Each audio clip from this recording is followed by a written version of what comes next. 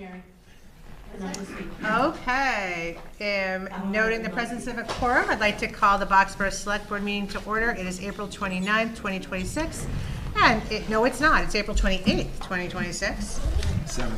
Is it 27th? All right, what? It's Monday, and we're all here together, calling the meeting to order. Okay, if you'd like to join me in the Pledge of Allegiance, we'll get that done. I pledge allegiance to the flag of the United States of America and to the republic for which it stands, one nation, under God, indivisible, with liberty and justice for all. Thank you, everybody. So first up, announcements. Do we have any announcements? Nope. Any announcements? No? Nothing happening this week? Nope. Nobody raising their hand?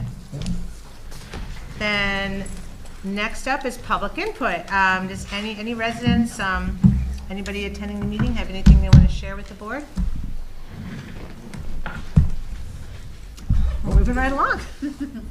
All right, so next up we need to accept Larry Grossman's resignation. I know there's a couple of people that wanted to say thanks to him for serving on the Fire Station Building Committee. So I'll turn it over to you, Mike, and then to Mary Berlin, or do you want to do Mary first? Mary first, please. All right. Mary's joining us as the chair at the Fire Station Building Committee. Thank you for giving me this opportunity. I just really want to thank Larry for all that he's contributed over the years, not just on the current incarnation of the Fire Station Building Committee, but the Building Committee in the past. It's been more than 10 years that he's contributed his time, his professional expertise to this. He is a very thoughtful person, and he can speak passionately about what he thinks, but also very even and measured, which is, to me, always valued on a committee. And I would say also that Larry asks some of the hard questions, and he makes the committee think about, what they're looking at, the process they're going through, and I think it made our work better for his contribution. And so I really want to thank him for all the time. So thank you for giving me this opportunity. Absolutely.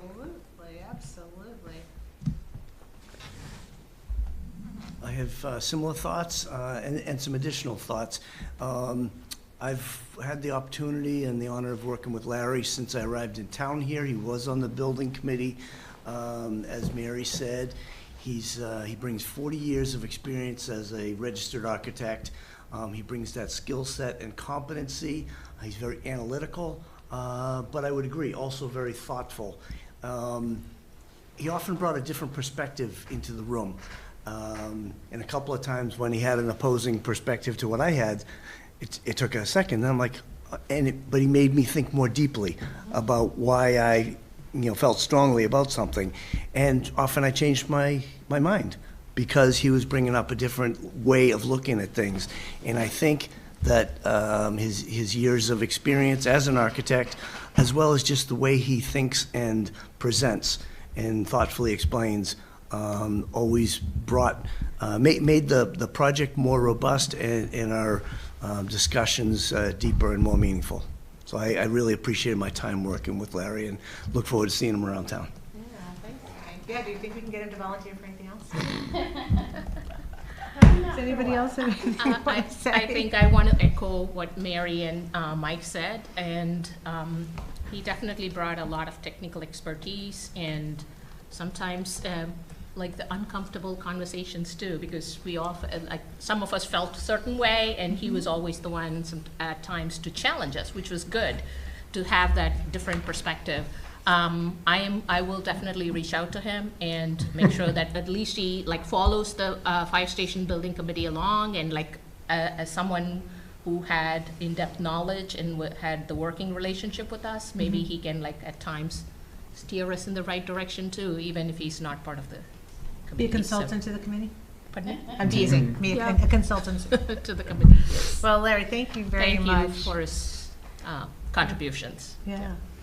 I'll just echo everything that everybody said. I had the pleasure with working on one of the earlier versions of the Fire Station Building Committee, and echo everything what has already been said about Larry. So thank you, Larry. Yeah. Yeah. Okay, I move to accept with regret and gratitude for his service, the resignation of Larry Grossman from the Fire Station Building Committee. Second. Any further discussion? All those in favor, please say aye. Aye. Opposed? Abstain? Thank you again, Larry, for your service to the town. 10 years is a long time to be working on this, and I'm thrilled that we're getting to the finish line.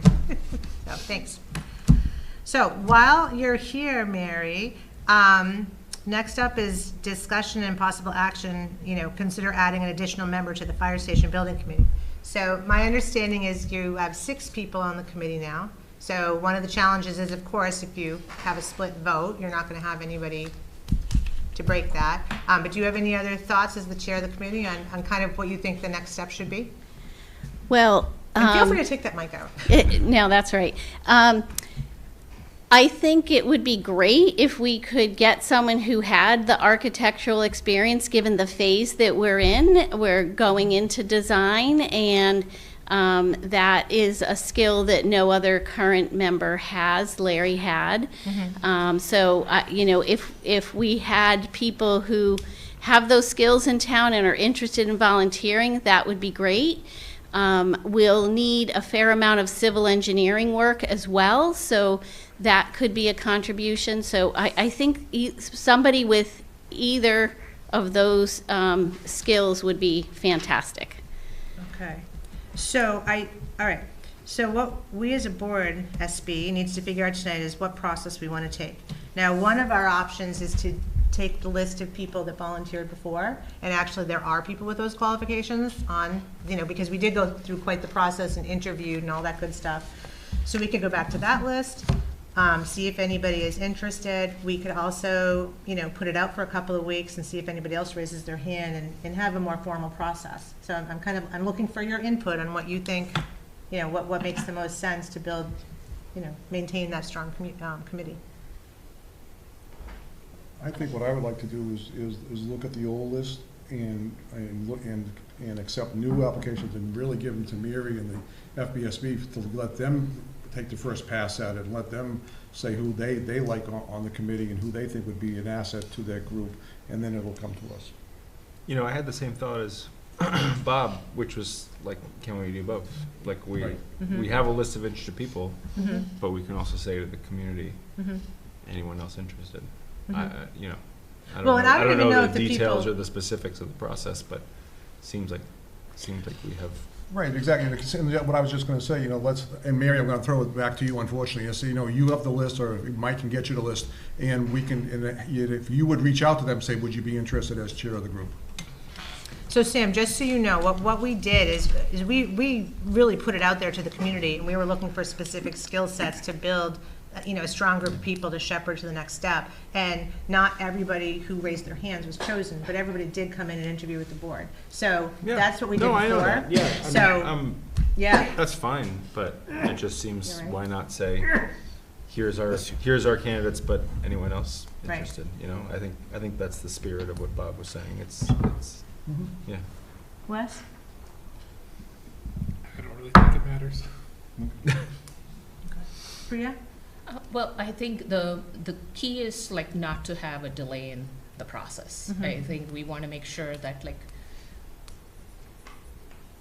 we do have some time right now between finalizing with our architectural firm, but once that is finalized, I think we want to move quickly. So whatever the process is, as long as we kind of keep that in mind in terms of the timeline that it's going to take, I'm okay with. Okay. Do we have another select board meeting before town meeting? I don't even know. The next We one, must have one more. I think the next one is the 14th. Oh, actually, I figured the 11th because town meeting's, yeah. yeah, the Okay. 11th, sorry. Okay, because hold on, Mary, because I was gonna say, I agree with you that we want to move as efficiently as possible, put it out there, let people know, and then possibly have people come in on the 11th. I think the real question is, would we be ready to pick somebody on the 11th? That's really what it comes down to. But Mary, what do you think about, if we have them go to the Fire Station Building Committee first and interview there, that is gonna push it out. Right, because we don't have, our next meeting is the 14th of May. So It does push it out a bit. I don't have that list because you all did that, and I think there was another replacement along the way that you all did at that time as well. When Joan had to step off. Oh, when Joan stepped off, yes. Yeah, that's right. because she Thank was in you. a butter. That was so long Mary, ago. I'm sorry, what's the quorum for your committee? Well, we're 7, so 4. And what's on the agenda for the 14th? We haven't set that. It's not the 12th, right, Kelly? That is not today's Well, problem, sir. Whatever, no, I'm saying like, Yeah. obviously I don't want to delay the work of the committee, but if the committee can get along, do we need to rush it? To answer your question, I don't think there's going to be anything contentious at the next meeting. Oh, yeah, no. That they're going to be worried about a locked, 3-3 Oh, vote. no, not at all. Not at all. Right, so why do we need to have a recommendation by the 2 weeks from today? Really, whenever the next we meeting want is? someone in place by the beginning of June, because that's when we expect the contract and negotiations to be done with the design firm. And so then we'll hit the ground running in June. So, we do have the month of May. But it probably would be good, a little extra time, so I could maybe sit with somebody and bring them up to speed to the extent they need that. How do you feel about vetting being the first vet? In other words, you interview the candidates and then you send a recommendation to the select board? Only because you're an established committee in the middle of a job now, so. Right, To some right. degree, I'm thinking to myself, Yeah. How do we know if we're picking the person that Right, you guys want to I work think with? that's fine. I think that's fine. Right. So, Mike or Kelly, when is the select board meeting again? We're meeting the 11th, the 25th is Memorial Day, So it's that Wednesday. the 27th? Is it, that's a school holiday Oh. too. Yeah. Well, it's a half day, right? All of that whole week is a half day? Well, yeah, Because that's the last week, no, no, that's no, in June. I'm June. skipping a June. month, right. And we might have What's that? select board meetings, I just don't know if, I don't remember What's the the schedule. school holiday, do we know? Eid. Oh, So, because that's my only well, question. that's a Muslim holiday. Should we be meeting on a Muslim holiday? So that's my only question. I mean, Mary, at if least you're it would meeting on the make this 14th, when do we meet again? You guys know? Well, she just said the 27th. We meet on the to which she said 14th it's and then in- the 28th. That's your committee. That's my committee, yeah, our The fi- committee, The 14th and the 28th? correct.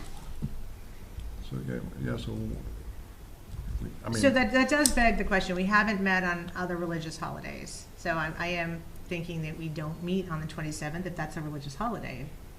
We've set that precedent. yeah, I didn't realize, I'm working was from memory. Eid. yeah. Adam's here. Adam, is the 27th holiday? Can we meet the 26th? Is the reason we can't meet the 26th? no. We had this conversation around scheduling the election. That's why I remember it. Yes, Oh. 27th Because we is a couldn't- holiday. Because we couldn't Yeah, figure then we- out then when. we So should that's meet the why the select board. election is the next week. It's the Okay. 27th and 28th. Okay. Well, the 20th and 21st, and then the 27th and 28th. All right, so we need to reschedule the 27th, because that was a mistake. So is anybody available on the 26th? We could meet on Tuesday, or we could meet the following week in June. Although the following week Right, that screws them up. is election week, right? Yeah. Well, that doesn't mean we can't meet, but, What about I the week of the didn't mean to 18th? derail us, sorry. well, No, no, we are you gotta solve kidding it. me? We gotta solve No, this. I'd rather know that we made that mistake, because we were trying to be careful about religious Did holidays. we not like schedule something? Is everybody available the 26th? That's really just the question. Yeah. Yes. I'm available. Are we gonna have a quorum on the 26th? FinCom meeting though? Like We can meet the Isn't same there night as FinCom. FinCom, right? You guys have? I don't see FinCom having the room reserved. We've had the room reserved. We can kick them out. We can also meet in Morse I don't Hilbert. know, we've gone to every other, and usually we are, I updated the calendar, so I'm gonna check right Yeah, now. I just based on the new updated it. schedule, Awesome. so. And Kristen, what about the week before? That's town meeting. Right. No, Yes. 18th, Yeah, right? Oh, the The 18th. 19th is town meeting, Oh, but that's true. We could Monday- meet on the 18th, Monday the 18th. But if we meet the 11th and the 18th? Doesn't matter. No. And well, what matters is it means we have 3 meetings possibly if for some reason we went to Thursday. So what it does mean is it's out every night for everybody that week. So FinCom meets May 12th, and then they don't meet again until June 16th. All right, I'm gonna propose we meet in the 26th then, because I think the 18th, 19th, and 20th would be a I big agree. lift for a lot of us. Yeah. That's fine. So, all right. All Kelly, right. can you just move the meeting from the 27th to the 26th, please? Cool, I agree. Okay. All right, that problem solved. Okay, so So- you guys are going to, Mike's now gonna what- send you the What old of the list. fire station building? For the fire station building committee for the appointments are 11th. on agenda? We're gonna post that we're seeking volunteers for the fire station building committee, and that the specific skill sets we're looking for as a background in civil engineering and architecture? Yes? Yeah. Okay, so can we put Or- that on the front page of the website? We can put it on, we can email boards and commissions, we can do all the usual things we do to solicit volunteers? So I have to say, I haven't done this before. Do you take the large list and then, like, do you invite the entire list in for an interview, or you? Only people who are interested in serving, like, so basically it's going back to the original list. No, I know, Yeah. but say 30 people were interested in serving. Do we interview 30 people? You can have them provide their qualifications first, where you're looking for specific backgrounds, and then call in that way, and then only interview the people that. Christian, how about like, based on, sorry. Sure, no. Like, we had like a short list, right, like that we were going to That's what I pick was gonna from. say, right. So can we go, because we already went through the process and said these were the people with some of the technical skills or the background that we wanted at that time before we like got Larry into the picture. So maybe go to that list. That's what I said originally, and people said they thought we should put it out to the whole community. That's what I've always said, is just go to the list that we already have. No, but for us Yeah. to reach out, like if we are anyway opening it up, we can open it up, but like people can Yeah. reach out to us, but I'm saying us do re- both, yeah, Yeah, for, in terms of Okay. us reaching out, reach out from the short list. Yes. yeah. But then I can take whatever list we have, if it's very large, I can whittle it down to the most qualified and bring those people in to, we would ask them to come talk with us on the Yeah, 14th. yeah. And then we would make our decision that night so that you could vote it on the 26th. Got it. Thank you. Yeah, so yeah, I think what I would like to see is, Mary, if you can dwindle that list down to 3 that would come before us. Well, no, they're gonna No. pick the person they want. Yeah. They're- And Oh, we're they wanna going to bring it down? appoint them. Oh, they wanna bring, all Well, right, yeah, because at this point, they know their needs. Okay, fine. Yeah, and then we're gonna appoint whoever you guys bring forward. okay, fine. Okay. All right, thank you. Thank you. Okay. Discussion and possible action, review of municipal fee structures. Okay, I'm just gonna put something up to share. Now, is this share on there as well? I'm plugged into the HDMI. Thank you. Wait a minute, we have to do this. No, we don't need to move to that. Will it? We don't, that's not a motion. Okay. I mean, we don't need to do it, is what I'm saying. Okay, and then she's gonna share it.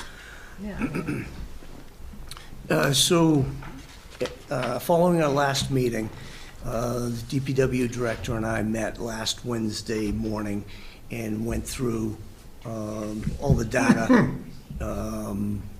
current, past, as well as projecting over the next several years, as long as we have contracts and locked-in prices for the solid waste disposal.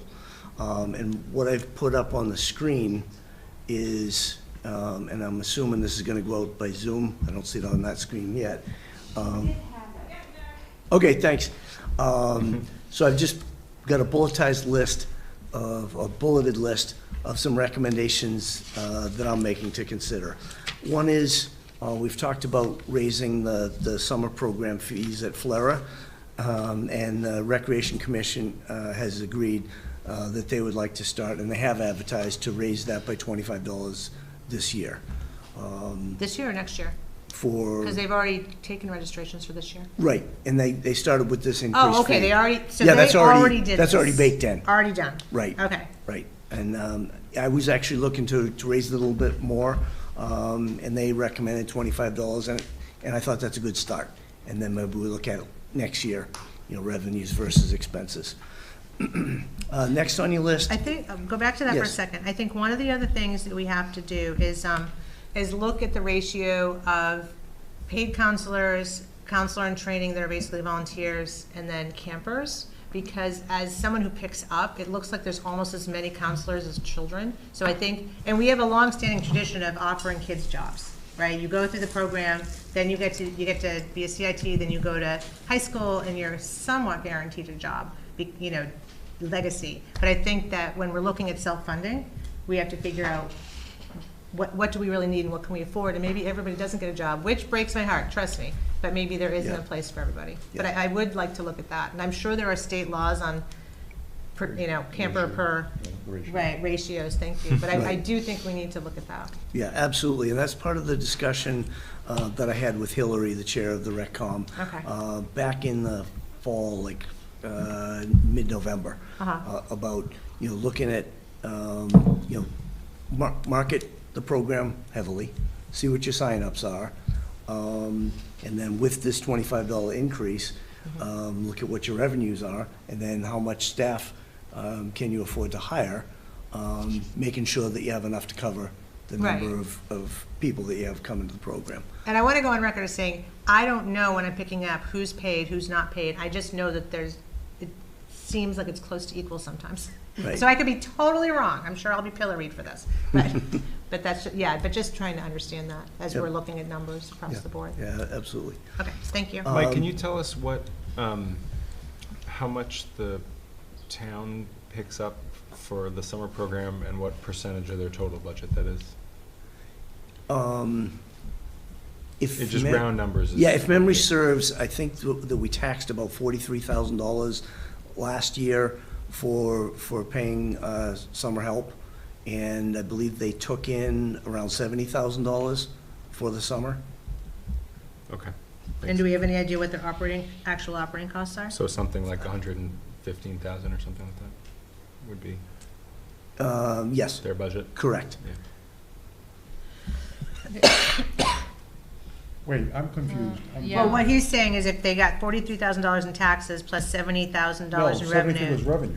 Right, but what he's saying is he's assuming, because they're not self-funded, Sam's adding that together to say, does the program cost 100? That's how much the program costs. Right, does it cost 113, 100? Maybe Maria knows. Yeah. I'm guessing Mike, Maria knows. unless I'm wrong, this year, we took it and we put the budgeted of 43,000 for next year, which is actually this. I may be confused. Well, yeah. So we took that money and it was around 43,000. There's 70,000 in the revolving account. We figured the expenses were well covered with the 70,000. So everything's being paid for Flair out of the revolving account. And includes salaries, the tent, various other supplies that they need for Flair. So I believe, if I'm not mistaken, all of Flair is being paid, self-funded, out of the revolving account this upcoming year. Right, but what goes into the revolving account Is a mix of tuition and town money. No, town money is not going in the revolving account. That is just the monies from the program. So What am I missing? I may have my years mixed up here. Yeah. So- Last year, it was in the budget, and we were paying the counselors out of the budget. This year, it was reversed. There's some other expenses being paid out, town help that is helping with the RecCom is being paid out of the budget, but the Flair program is now being fully funded out of the revolving account. Okay, There so is no dollar $43,000 amount. is not for So they're CAM. self-funded No. next year. Yes, and it's not $115,000 it cost. I don't know the exact number, because RecCom was a while ago in our budgets, but I do know it's all self-funded this year out of the revolving accounts, because that's when we went back and forth a couple of times. Hillary came to see us, and the number, it was well within the $70,000 balance in the revolving account. Nothing's coming from the taxpayers to fund that program. Except Okay. for like whatever. In the this town- upcoming year. Yeah, whatever the town employees are helping, only That's small theirs amount. coming That's from- different, yes, Yeah, that's being paid for. So Yeah. I think Amy is the RecCom person in town. Her salary's in the budget, but that's Okay. Right. all over. Which is That's part the of her whole job program. duties. Right, Right, right, right, right. I apologize, I was giving you numbers from the previous year. Right, that was the when we previous had- year's when we had number. tax. So the point is, it's 100% user. Yes, I believe it Self-funded. now is, yes. it's all Yep. within the revolving fund. Got it, okay. all- And that's what we've been trying to get to for the last Yeah. couple of years, is to have it be self-sufficient. Great. Have the users cover the cost of the program.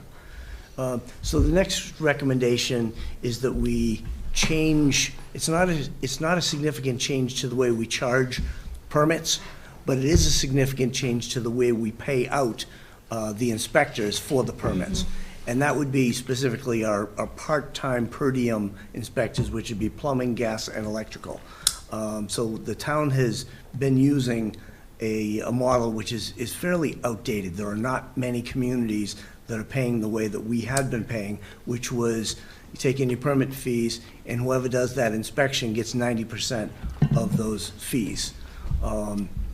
The model we're going to is more heavily adopted by most municipalities. Some will pay an hourly rate, and some will pay a fixed rate. I'm recommending and planning to move to a fixed rate, where we pay an inspector $60 for each inspection they go and do. Now, there are going to be some inspections where they're not making as much as they used to, and then there are going to be some where they're making more.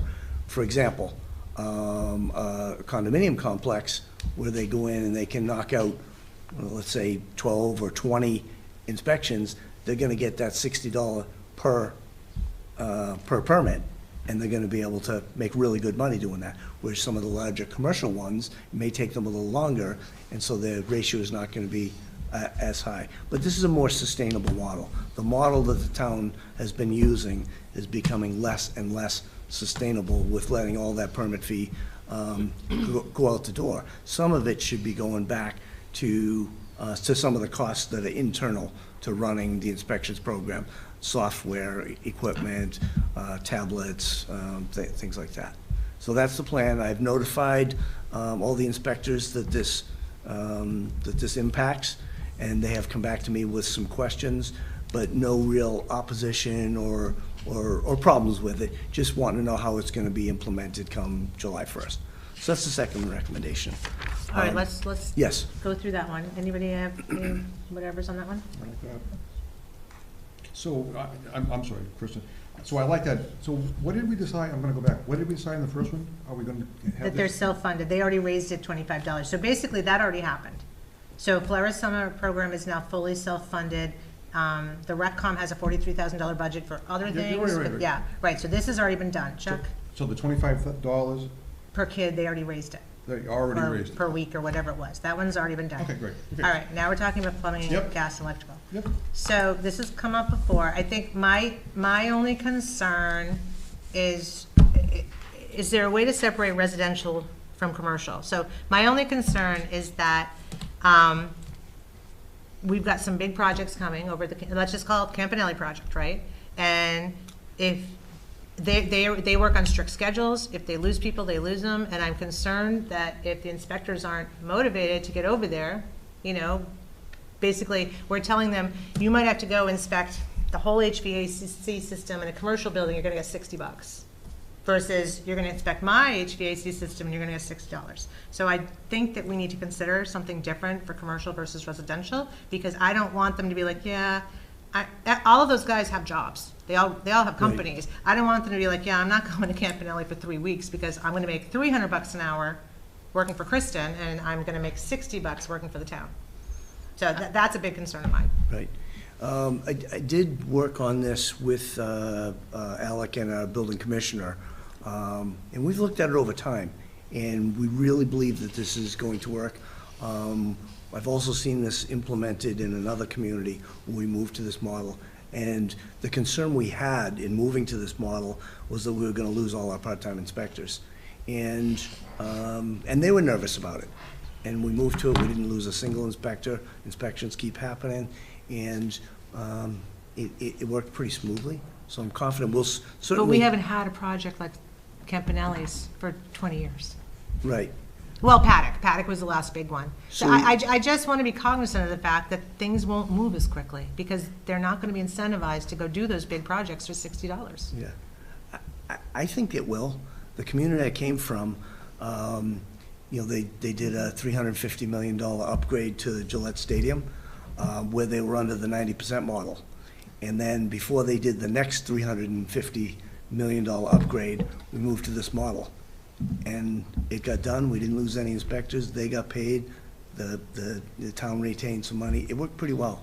So I'm confident, but I'll certainly work with the inspectors, with the building commissioner, with our land use director, to make sure this rolls out smoothly. And if we need to make adjustments, that's what we do. We certainly don't want to lose inspectors. We don't want to lose time on projects, absolutely. Okay. But I take your concern seriously, and we'll look at it very hard. Yeah, I mean, I'm putting my EDC hat on, I'm putting all the various hats I wear on, and that's my biggest concern, is the commercial projects coming up. Yeah. Right. And Mike, well, like, have we looked at like other towns? Like, I know you said a couple of the towns have moved. Or like, how is our neighboring towns? How are they doing it? Most of them are either on a fixed rate like this, or on an hourly plus mileage sort of thing. So it's. I don't mind if we moving. need to give it a shot though, Kristen. I Yeah. think like we'll see how it works, because especially if our neighboring towns are pretty similar. Like, I think I'd rather do what he just said, though, hourly plus mileage with a minimum. If you go to Kristen's house to inspect her plumbing permit, you get $60, that's your minimum. But if you spend all day at Campanelli, you get $60 an hour plus your mileage. I think there has to be a balance. Would you go spend a whole day at an industrial complex for $60 when you could work for somebody else and make a couple grand? well, I mean, it depends on how much is out there, right? And how many, it's all supply and demand, right? Like, in how many people are really, how many inspectors are there, so those are things that we need to look into. It can be just like residential or commercial. We need to look at like, what is the supply and demand? And if there is a way for the town to like go with a fixed pay rate, I want us to at least give it a try, because it's going to be beneficial for the town. But if in the process, if we identify that there is an issue, we can always. It'll be too late. We're stepping over a quarter to pick up a dime. I'm not sure. Not I sure. don't see it that way. I don't know, Maria? I have a question on this. The 90% is 90% of the plumbing permit that I pay as a resident? Yes. Okay, and what is that? Is that dependent on the project? Yeah, it is. It can Okay. be short money, it can be big money. Okay, so, for instance, when I was redoing my kitchen, it's not of my permit for my kitchen, it was for the gas permit to put in my gas oven, which was really short money. Like 90% of that was not a lot of money, and it certainly wasn't 60. So then on the other side, if Campanelli pulls an electrical permit for his property, their property, then that's significantly more money, right? So all of that money in the past, 90% of that went to the inspector? Correct. Okay, so I agree with you, Kristen, but there needs to be a compromise, like we can't give. I'm asking for compromise. Right, I'm not right, saying right. give them 90%. But I do agree that I would be just as concerned as Kristen about getting a big commercial job done. If they're going from 90% of a permit, right, price to $60 for the inspection. That doesn't make any sense. No, what they're getting though is they're getting, in this one, $60 per inspection. These big commercial projects, they're gonna have many, many inspections. Every time they go back for another inspection needed on that project, they're not just getting the $60 each, whereas, a residential project, it might It's- be, yeah, it just might a be couple, one maybe. inspection and they're done. Yeah, maybe Yeah, a so- couple, like when Well, I I put would my say it's a pool in, I couple, had a it's not couple of one, inspections. Right. yeah. But, so Okay. then, have you looked at what the pay difference is based on the past? If you had a commercial project with X number of inspections, in the past, an electric inspector would get X. Did you look at all of that when you came up with this? We did. And We this did. works out? It does. All right, I share your concern. Yeah, I just think it's not fair. And let's be honest, most of my world are people in the trades, and there's not enough of them as it is. And I can tell you right now, they're not gonna give up a real paying job to come inspect for the town of Boxborough. They're gonna put it off, because there aren't enough people in the trades. When you talk about supply and demand, we don't have a big supply of people in the trades. I mean, were you saying like how many inspectors could we line up? Like how many people would raise their hand to be an inspector? I'm not in the trades, I don't know, but I want to like at least give it a try and see if it'll work out or not. And if it doesn't, we can always, ad hoc, we have always done other things, right? Like, why not try this one too? What I will tell you, based on what Mike just said, is we will pay more, because what Mike is basically saying, and if you dovetail with what Maria said, if is a smaller permit, they're getting 90%, they're getting less than $60. So what Mike is saying is by doing more of those, they can make more money. The big jobs, they're gonna make less money. And it's the economic development that I'm most concerned about, and that's why I'm saying we're stepping over a quarter to pick up a dime. To get, I'm not saying give them 90%, I'm saying give them a fair wage, hourly plus mileage, to do those big things. We still get the remainder of those permit fees. We're still gonna get a big chunk, it might not be, it's not gonna be 90%, but it'll still be large. I mean, again, So a I rate totally of get that we're fixed looking for rate revenue plus- sources. Plus mileage? What? Like whatever the fixed rate plus mileage is what? That's what I'm suggesting, is that, because you said there's also that option of an How much hourly will plus be the mileage? How do we, I mean, most places are gonna go by the IRS rate. Yeah, and then it's just determining what's a fair hourly rate. And that's a win-win, because then those really fast inspections at a single-family home, Maria's gas line, they're gonna make a little more in their hourly rate, and they're gonna make a little less when they do a commercial project. Okay. Because they won't, well, they'll make a lot less, because they're not getting 90%. But again, we haven't, I mean, I don't know. Like I said, it's hard enough to get good help. I guess Mike, how many, and I don't know if this is a fear, but I'm gonna ask a question. How many, are the inspectors doing more residential or more commercial? Because what I'm trying to get a sense is, does it balance out? If they're doing, 30 residentials a year and 1 commercial, is that the same, is it balancing out? Yeah, As far as what the inspector There is a would- mix, I don't know what the ratio is, Yeah. I can certainly take a look at that. I'm just looking down the pike at what, we are all about bringing companies in, getting them in quickly. I met with a commercial broker right now. He is talking about the vacancy rate in Boston being significant. They are handing back their keys to the bank that's holding their mortgage and saying, take my building, I don't care. And he basically said, it's moving this way. We're not Boston. So, no, but it always moves this way, and this is a commercial broker out of Concord, okay? So, and they manage my building. So basically, we were talking just about that. It moves out this way. We are fortunate, I mean, Campanelli voiced this during the planning board process. They've got leases, and they don't want to lose people because they have production deadlines. So I don't want to do anything at the town level that's going to hurt a production deadline that could compromise their leases. That's where I'm going with this. Is there anyone on the staff that shares this concern? I mean, you said the building inspector is in support of this. Has this come up? Is he concerned about supply of inspectors? He's not. And I have communicated with this. And he works with them every day, right? Right. And, and I communicated it directly with the inspectors, asked them for their feedback, their questions, concerns, and they've sent back some questions which Ed and Alec and I discussed and got the answers back to the inspectors. They're not concerned. They just want to know when's the implementations start. All right. Well, I'm just going to say, we haven't had a big project like this since Paddock, so if you guys want to go in this direction, let's do it. We can always change it later. That's what I would like to do. I'd like to try this, and if all of a sudden we find it's not working, then we change it. And when Campanelli falls 6 weeks behind and we lose leases and we have empty buildings and they stop building Well, and we don't get hopefully taxes, I don't want to hear about it. Well, hopefully we'll find out before then. It's not going to be able to turn around that fast. well, I mean, I think like we'll know once we put it out, right? Like for them to come. And if we are not getting the quick response, obviously, hopefully Alec can figure out, like, talk to them and figure out what's the issue. And if this is the case, we can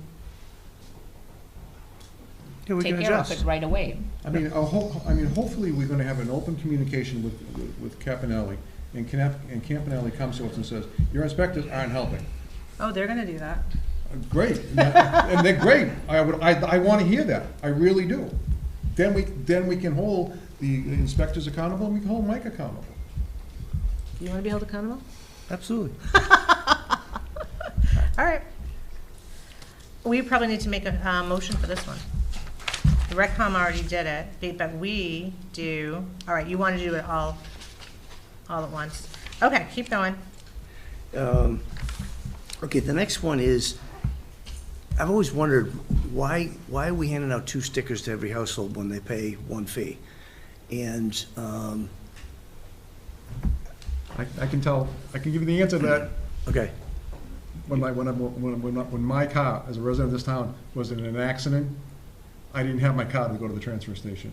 So I needed my wife's car to go to the transfer station, because my car was tied up in the body shop for a month. Okay.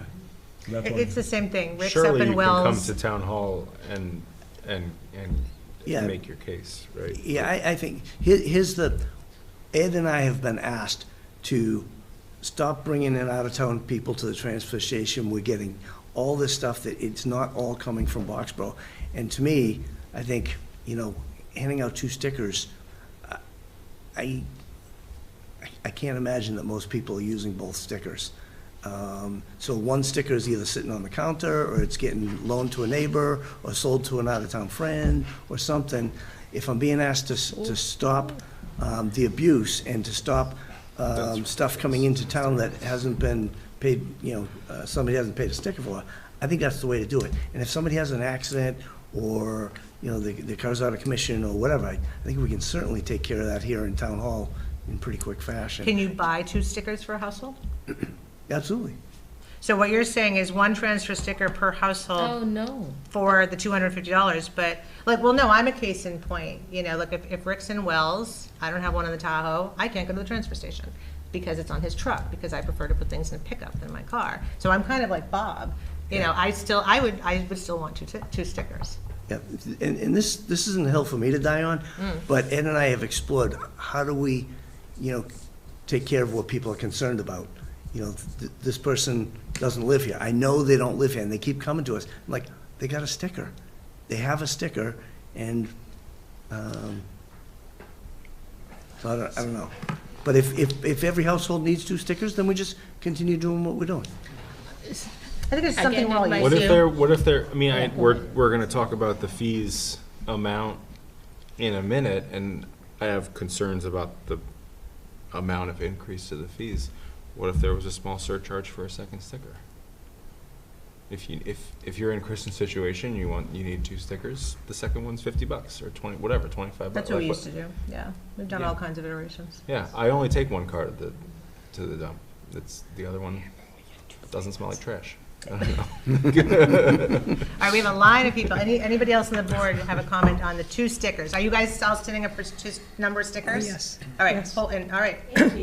Well, No, you can't talk about fees yet. We're not there I'm yet. gonna wait till the fees, till you start You don't know talking what we about think it. about fees yet. No, but the number, like, when I apply, Karen writes in my license plate number on the thing. So if they see people coming to town hall, or to come to the transfer station that they think don't live in Boxborough, all they've got to do is look at the number, and the numbers are big now, because like today Maria pulled into my yard, I'm like, hey, look at your transfer station sticker, it's the same year I was born. So I know her transfer station sticker. I could call town hall and say, hey, who's this registered to? Because the car, and they can get a license plate, cops can run a plate. License plate number on a But sticker before you Karen's send not them. checking Yeah, the they do have to registration put it on. status. You could go in with Yeah. anybody's That's what license she plate said. number. Karen- Well, I could, but by the same token, Karen Owen has a does truck, that. I have a car, and like sometimes I go, sometimes he goes. I still like having 2, and I like getting my free ones, so when we talk about that, we'll get there. But for the meantime, I still think we need 2. I mean, I remember back in the day, we gave 2 free ones to everyone. I know, And then we yeah. went to 1 free one and 1 for money, and then 1 for money and 1 for a little bit more. And then I think it becomes more of a hassle, because like, to Sam's point, well, if I can buy a second one, can I buy it for a friend who lives in Acton? Like, are they just for sale for No, anybody? Karen does run the registrations to see if people, when you fill in Wait, your does she really? thing. That was my question. She does. She actually No, does. she actually does. And she confirms that the cars are registered to the. Yeah, she does. She to the actually, address? I don't know how she Well, does it's it, but I know she because the does. state, once you register your car, they When you send in- vote? Oh, no, that's different. That's No, your so license. when you get your car registration, so like I just did that, and then immediately I got a tax bill from this town. So like, I don't think fraud is a big, like, I don't think so. revenue problem here. I don't wanna like get way down this rabbit No, hole it's here. other It's- cars that don't it's- have stickers and just roll. Right, in. but that. Right, but and it that's where seems we to have to me stop that, it. that you could just go in with any old license plate. If you really were. Alan, you That's spent my- a lot of time at the transfer station. How many cars did you see come through without a sticker? How many can't vote now? That's what I want to know, because this is the voters. I'm sorry, what's the question, Chris? Well, I know you spent a lot of time at the fire station, but like, Plate numbers doing for things. Like, how many, did you notice people coming through without stickers, or you weren't looking at stickers? I'm just curious. No, after a while, I started looking for stickers. Okay. And there's a lot of cars that come with expired stickers, believe it or not. Okay. Some of them are expired for years. And I've mentioned to them, do you notice your sticker's expired? Yeah, what are they gonna do? Oh, And interesting. then I've noticed commercial That's freshy vehicles pants. that are obviously dumping commercial waste, because one house can't have 5 toilets to throw away at the same time, or entire wood floors to throw away, a lot of that. And since you started having Greg work down there, he's really taken the reins on a lot of this stuff. He's excellent. Yeah, But there are a variety of cars with no stickers.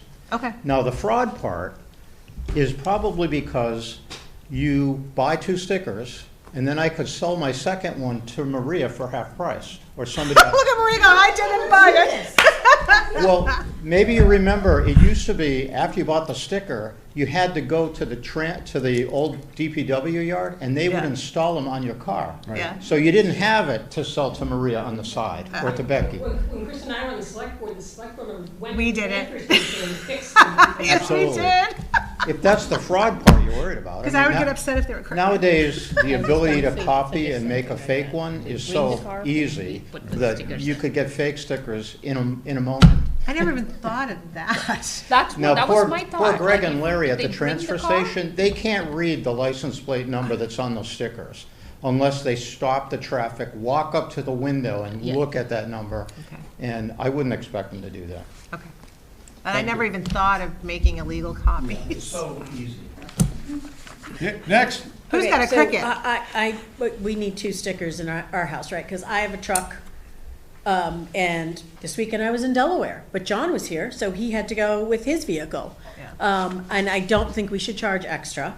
I'm gonna talk about the money later, but like to charge extra for a second sticker, and I'm sorry, I'd actually like to understand, if we're gonna say people are selling stickers, I've been hearing this forever. Like, this is when we were giving 2 stickers away, and then when we were charging for 1 sticker, and this is a way to stop fraud. I'd like to actually know how many people are actually selling that second sticker. What are you selling it for?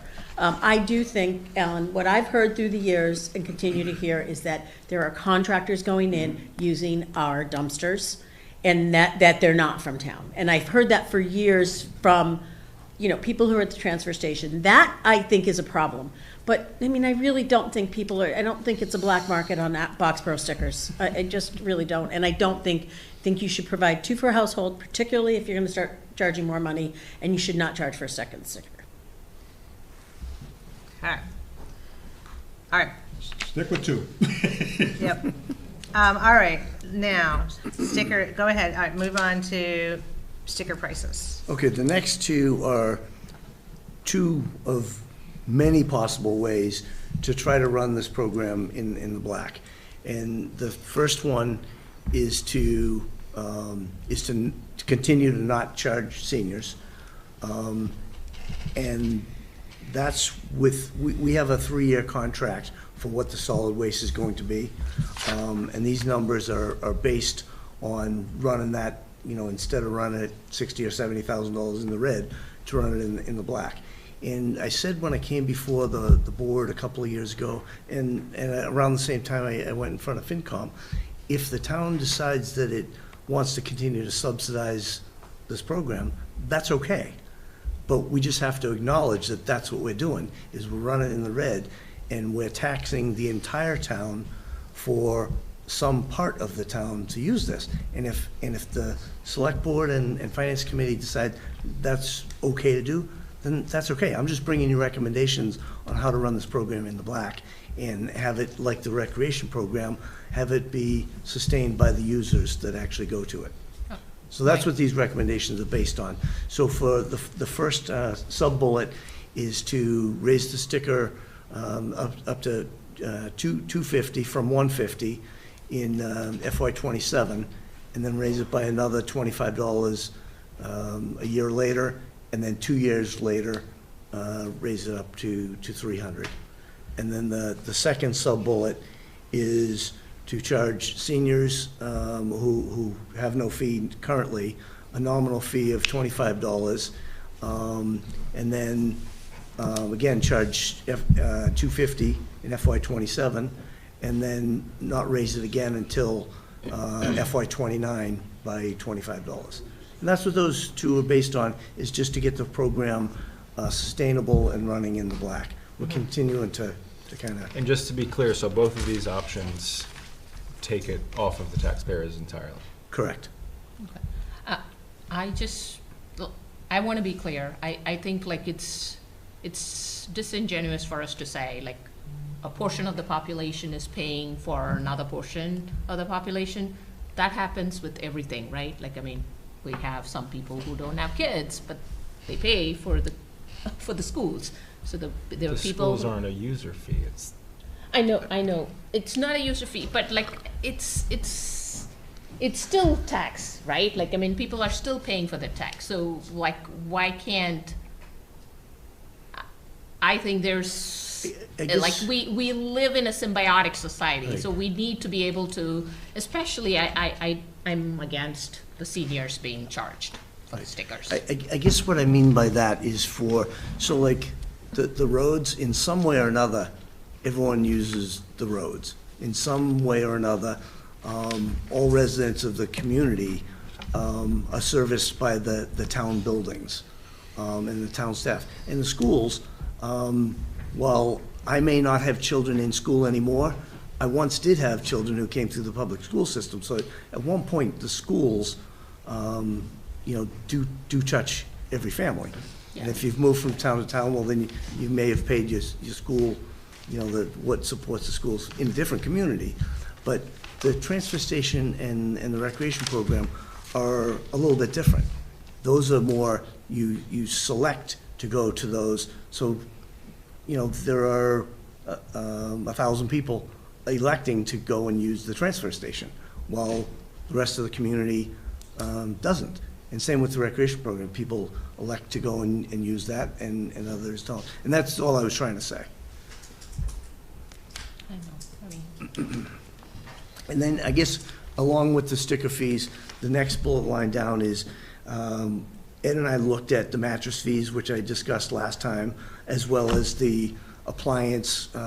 They make a very small difference. I think And that's in the big appropriate. scheme of things, we I think looked at that's the very average reasonable. number of mattresses that go in per year, the average number of refrigerators, washers, dryers, stuff like that go in per year.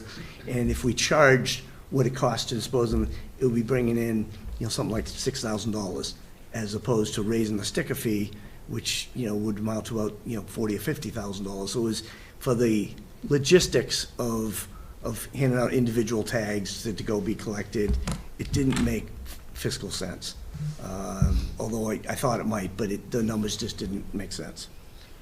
Ed sent you and I numbers, like what they were last year in the red at the end of the year. And I have 38 in my head, and that doesn't mean a thing. It could be 33, it could be whatever. 33 We were in the red last year. He's about $8,000 in the red as of last week. And so that means we continue to be in the red for the Yep. rest of the year, right? Yep. And somewhere, and maybe you can find it faster than me, but he was 30-something in the red last year, total. Yeah, I have, in front of me, I have what it would be if we do nothing Yeah. tonight, what it would be for FY '27, '28, '29, and '30. So if we change nothing, which is an option, FY '27 will run $60,000 and approximately $500 in the red. Next year would be. And that means after sticker fees, yeah. Correct. With our Yeah. anticipated revenues coming in. Next year, it would be about 70,000, 525,000 in the red. That's FY '28, so the 60K is Correct. FY '27? Yep. All right. FY '28 is a little over 70,000. FY '29, about 78,000. Okay. And for FY '30, about 86,500 in the red. All right. And that's And it without- is hard to project, because we don't know what the costs are gonna be beyond, no, that's what he's saying, we do. yeah. We do, because we Yeah. know what we have a contract with the. We have a 3-year contract, but you just gave me 4 years of numbers. Correct. Yeah, But that's what I'm saying, We is we have a projected 3-year into the contract. fourth When year. is the end of our Correct. 3-year contract? 28. 28. We just signed So a we new can- contract. So we only know really through the 20, okay, all right. Mike, And there's 1,000 stickers? Yes. Sorry, Priya. Did I No, no, no, interrupt go you? ahead. No, go ahead. Okay. There's 1,000 stickers and approximately half of them are the seniors. Correct. Okay. And Mike, do we know how much we are paying for like white goods, like mattress? He just said that, about $6,000. Yes, I can tell you for, let me see here. You said mattresses were approximately $6,000. No, we change it.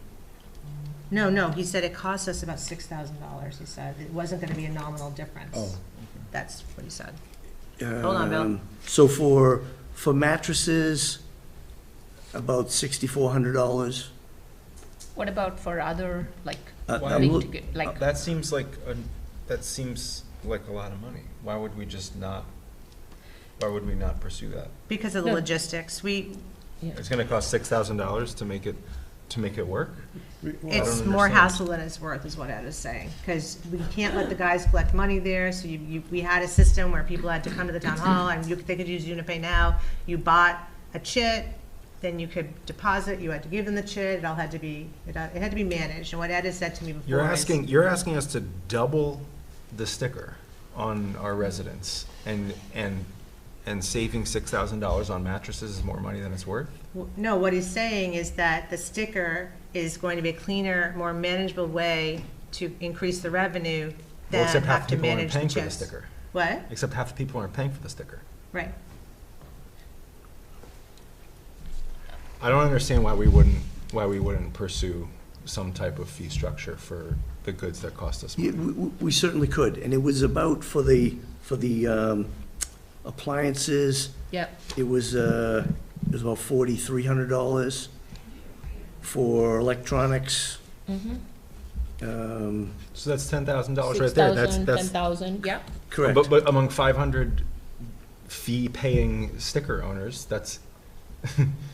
What am I doing? What am I missing? No, That's- no, no, That's that's- 20. That's like a significant. We're just amount. taking Ed's recommendation that he'd rather not go there, at least not this year. Because part of the conversations that we had was lots of changes, and that we could look at stickers, we can look at charging per item, and that we didn't want to do it all in one year. It's a lot for people, so the stickers I are the think cleanest and easiest instead way. of the rate, like, to me, this one is the first thing I would do. Yeah. I think, yeah. But our department head is saying that's not the first thing he would do, that we've done it before, and it's not an efficient way to raise money. Well, he's also recommending we charge seniors, so are we going to defer to him on that? I don't know, because he's actually not 100% behind that. Before the pitchforks and the torches come out, we're putting everything on the table for consideration. Ed never said, this is something for us to consider. He's not recommending it, he's saying these are considerations. I would like to understand more about the logistics of the fees for expensive items. I don't know what they are. Electronics, refrigerators, Yeah. mattresses, whatever. You're talking to 6,000, 4,300. These are numbers that are not in the context of this. Yeah, it's certainly, Not like with insignificant. Unipay, it would be just a matter, I mean, people could go in, pay, and we have a list up at the transfer station, and when somebody comes in with that, a dryer, mattress or whatever, they check them off, or they could come in and pay physically at the town clerk's office, get a sticker or whatever. So it's doable. All I was trying to say is that, I guess I was trying to handle some of the big items to try to get us into the black. And we can certainly get on, like Black Earth, I think is a thing that's valuable to the community. It's composting food waste. That also costs $5,500 a year.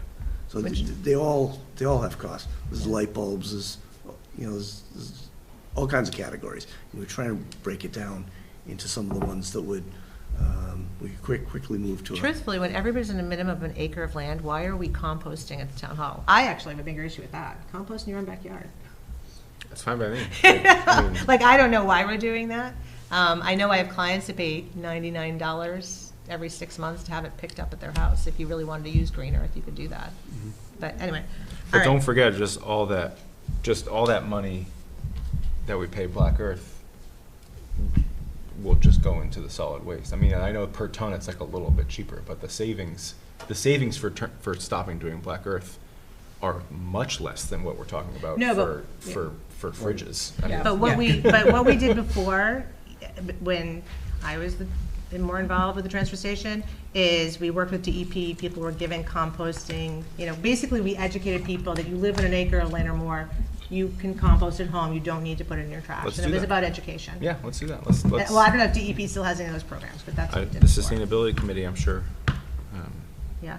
All right, let's talk about the sticker fees. And you, Bill, you've been sitting there very patiently. You are here to represent the seniors, so. As a Boston boy, it took me a few minutes to figure out what you were talking about until I realized you meant stickers. Oh, stickers. Yeah, we're talking about stickers. Stickers. I'm here to represent the Council on Aging, Yep. which has discussed this issue. I'm not going to go on for a long time on this, but I'd just like to briefly mention a couple of things. And one of them is that the Council on Aging, again, strongly urges the Select Board to adhere to the long-standing policy of providing transfer station access at no cost to residents aged 65 or over. In light of anticipated increase in taxes plus other growing significant financial burdens faced by our seniors, the COA Board urges the town not to add yet another expense for older residents in these challenging times. Just a couple facts that I pulled out quickly today. We all know the price of gas has gone through the roof. Food is up 30% since 2020 and expected to rise another 3% this year. Heating costs up 30% since last year, and the majority of Boxborough homes, as you know, have oil heat and oil hot water. Healthcare and prescription costs are way up, and that's a major, major problem for seniors. And we hear about that at the Council on Aging all the time. Seniors are especially vulnerable as they're on fixed incomes and have limited ability, if any, to increase income. Almost done. A number of sources rate Massachusetts as one of the 3 most expensive states in which to live, and CNBC and others list Massachusetts as the most expensive state in which to retire. The Boston College Center for Retirement reports that 80% of lower-income older Massachusetts adults don't have enough money to meet their basic needs. And Boxborough population last year, out of 5,302 residents, including children, 1,613 are over 60 years old. So we have a real concern about $25 or whatever may not sound like much. It is to a lot of people, and we have a concern about that coming to our population that we represent. Why don't we just get the senior stickers decided, and then we can talk about what we're raising it for everybody else. What I have heard in the past and on town meeting floor, seniors have stood up and said, I've supported this town, I've paid my dues, the one thing I get is the transfer station, don't take it away from me. So the transfer station is in a very emotional place. I hear what you're saying about user fee and equating the rec comm and camp to trash, but camp is a luxury. Trash is a necessity. So I feel pretty strongly that that is something that it's okay to subsidize with tax dollars. You can choose to have camp in your backyard. You cannot choose to bury your trash back there, right? Well, no, on the old days you could, but you can't anymore. Your neighbors will turn you in. So I feel pretty strongly that the seniors do support this town. They are paying their taxes, and I will say the seniors vote for the schools. They stand up and they vote for the schools. And so to me, I can't support charging them $25. What do the schools have to do with it? Because that's 60% of our budget. And so 60% of their tax dollars support something that they don't use, but that we must provide, right? And so, and again, getting rid of your trash isn't a luxury item. It's a necessity. And Here's my question for Bill, and I know I invited you here, and thank you.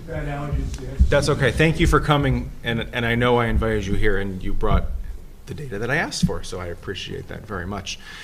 Nothing that you laid out there is a expense that also isn't borne by the 70% of the Boxborough residents that are under 60.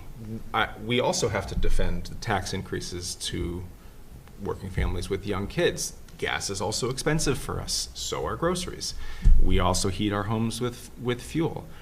I just don't understand how we can defend doubling this to 70% of the population. I don't, my childcare is more than my mortgage. I'm going to spend $1 million on college for my kids in 10 years. This isn't like, we don't need to make this an us versus them situation. And I'm not asking for seniors to pay the full fee. I'm just saying I don't understand why we can't, why I have to double it on 70% of the population of Boxborough. So Sam, would you be okay with $25? I mean, if this is an either or, I mean, like if we can get into a negotiation, yeah, I mean, I would vote for the second option. It's not perfect, but well, I'm we're not separating it but though. I'm We not, haven't voted the $250 for anybody yet. We're Right. separating this, and that's why I said yeah, let's so do it's kind of a seniors first. procedural question. We can do whatever we want, but I'm not going to support any proposal that doesn't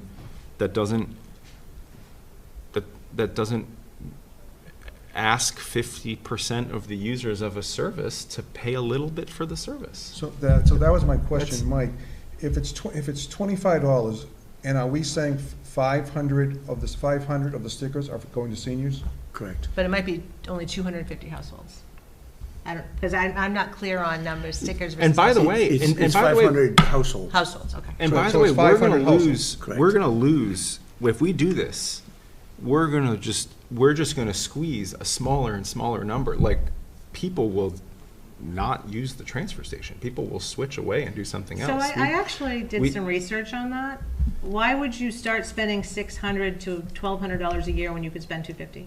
So I don't see that. I'm would not saying scare it's a people big away. number, but it's But it's not economics logical. 101. It's supply and No. demand. If you increase the price of something, some people will say, screw it. But it's not logical, because their only alternative is a private hauler that's gonna be a minimum of $60 a month, so that's Yeah, not well, logical. doesn't cost them a half an hour drive on Saturday. I mean, it's just basic logic. Fewer people, you're going to wind up, we're going to be back here next year or in 3 years, and it's going to be, well, now it's only 40% of the users are actually paying the sticker fee. Now it's 38% of the users are paying the sticker fee. It will go down. That's just supply and demand.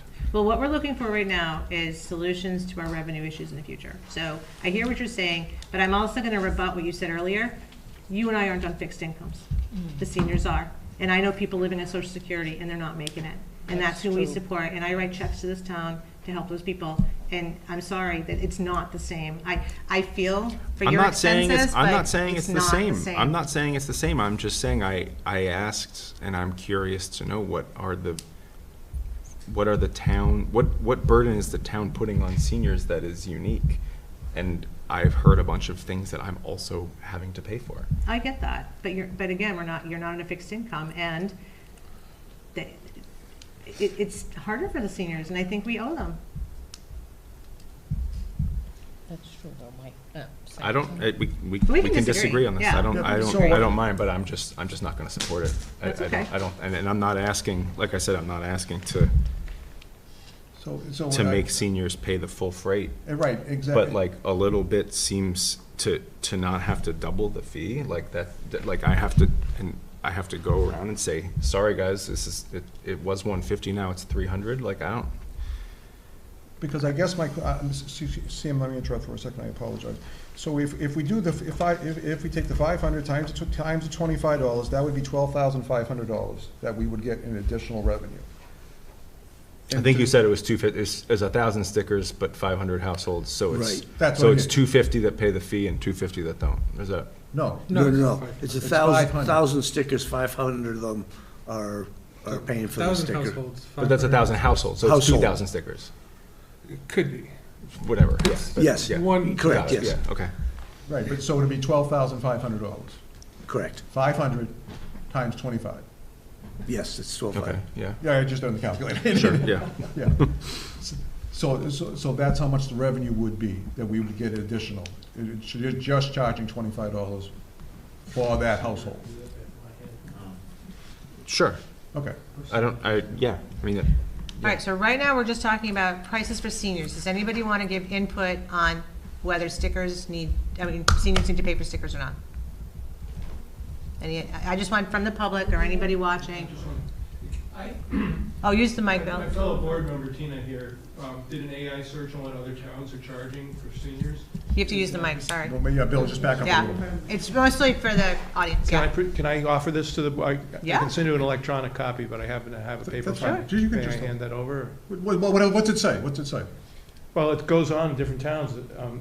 Bolton offers a senior transfer station bag program that renews the benefit of free as you pay bags for eligible seniors. Dover, free transfer station access for seniors with no fees at all. Hudson, free transfer station tags for veterans and seniors 65 or over. Veterans are on that list too. And it goes on. It's, it's Acton, senior citizen 65 are $12 compared to $58 for a normal first sticker. So I have a list. It's a lot. I don't want to read the whole list. No, right, I just want to get a sense of what it says, yeah. Yeah, Methuen offers senior citizens 4 free bulk items yearly, which can be dropped off at the transfer station. So there's all different programs, okay. Can I hand this over? Sure. Yeah, that'd be great, yeah, please do, or you can email it, whatever, yeah. So I'm wondering if, like, Remember not, what Bo used to say, just drive down 495 and Throw it out the window. What's that, Wes? not, like, making a generalization of saying you're over 65, great.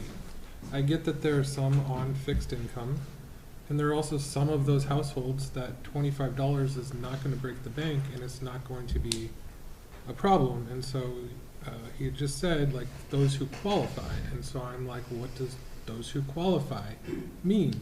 Because I do know that we as a town also have some support services, senior tax work-off, and those types of things where people have to be eligible and to qualify. And so making the broad statement of effectively saying all 500 households of people over 65 are so poor that they can't afford $25 a month or a year.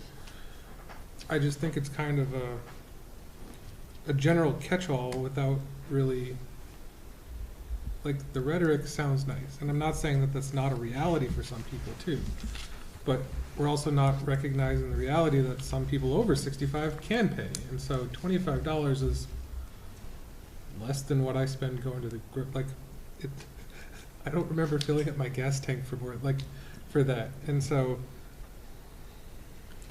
I just maybe consider looking at what is a qualifying person for getting a waived transfer station sticker versus just wholesale waiving the fee for people over 65. Can- Go ahead. I think we are having all this conversation back and forth. To me, I think maybe all of us as a board should take it as a challenge for us that we need to work on our economic development. I think we need to bring more revenue to the town so that we can have our taxpayers not have to worry about $25, $50. I think that's really a sad state for our town. I think we need to really focus on which one can bring more revenue. Like, I mean, we are talking about like $12,000 here, right? Like, so I think let's focus on getting economic development done so we don't have to burden our seniors. It is, yeah, it's easier, but like there's also then work involved, right? Like to identify who is eligible, who is not eligible. There's going to be some cost to that with manpower, right? So like what are we talking after we take away that cost? How much are we really going to save? So I think it's a benefit that we have given our seniors, and it's something that they've always looked up for us. So I think we need to look into other sources of revenue. And I'll trade you mattresses and white goods for senior stickers, Sam. There you go. I think we should That- do, I think I think that's we a- should, I I mean, agree I with think we that. should look at all of these solutions. I think we should increase the fee on sticker holders by much less than this. Look at mattresses, have a modest senior fee, and maybe pay 10,000 out of taxpayer dollars. Let's make a mix of this. I don't really care. I just can't defend the first bullet on this. I just can't. Okay. So, and let me just, just one thing, Mike, you're suggesting that, and according to this, and maybe I'm reading it wrong, that the $25, and I'm just gonna hear me out, the $25 and the $250 would take effect this July 1st? That's the That's first what year. this that's- proposes. yes. I don't like that That's at all. July 1st, yeah. No, I'm gonna say, whatever we change, it doesn't take effect until next July 1st, July of '27. is what I'm saying. It can be anything. Right, no, but I can't, I Yeah, just think, I think we're too late into this year. Yeah, Being that and it's that's fine. May. So as Ed and I brainstormed this, we came up with 100 different. You could imagine, you could There's imagine. There's a million things you can do, but we brought this as, you can see the discussion this is taking on, and this is just a couple of No, I recommendations. understand, right, It could I be- just don't, there's many ways to attack this. I think we're too far Or not. into this year, calendar year, to start this in July 1st. I think any change, anything we agree on or suggest doesn't take effect until July 1st of '27. So I don't agree with that because we've got significant financial stress coming up and we're giving people plenty of notice. It's April. We're not doing it on June 30th. They're already, they've already submitted. I've already submitted my sticker request.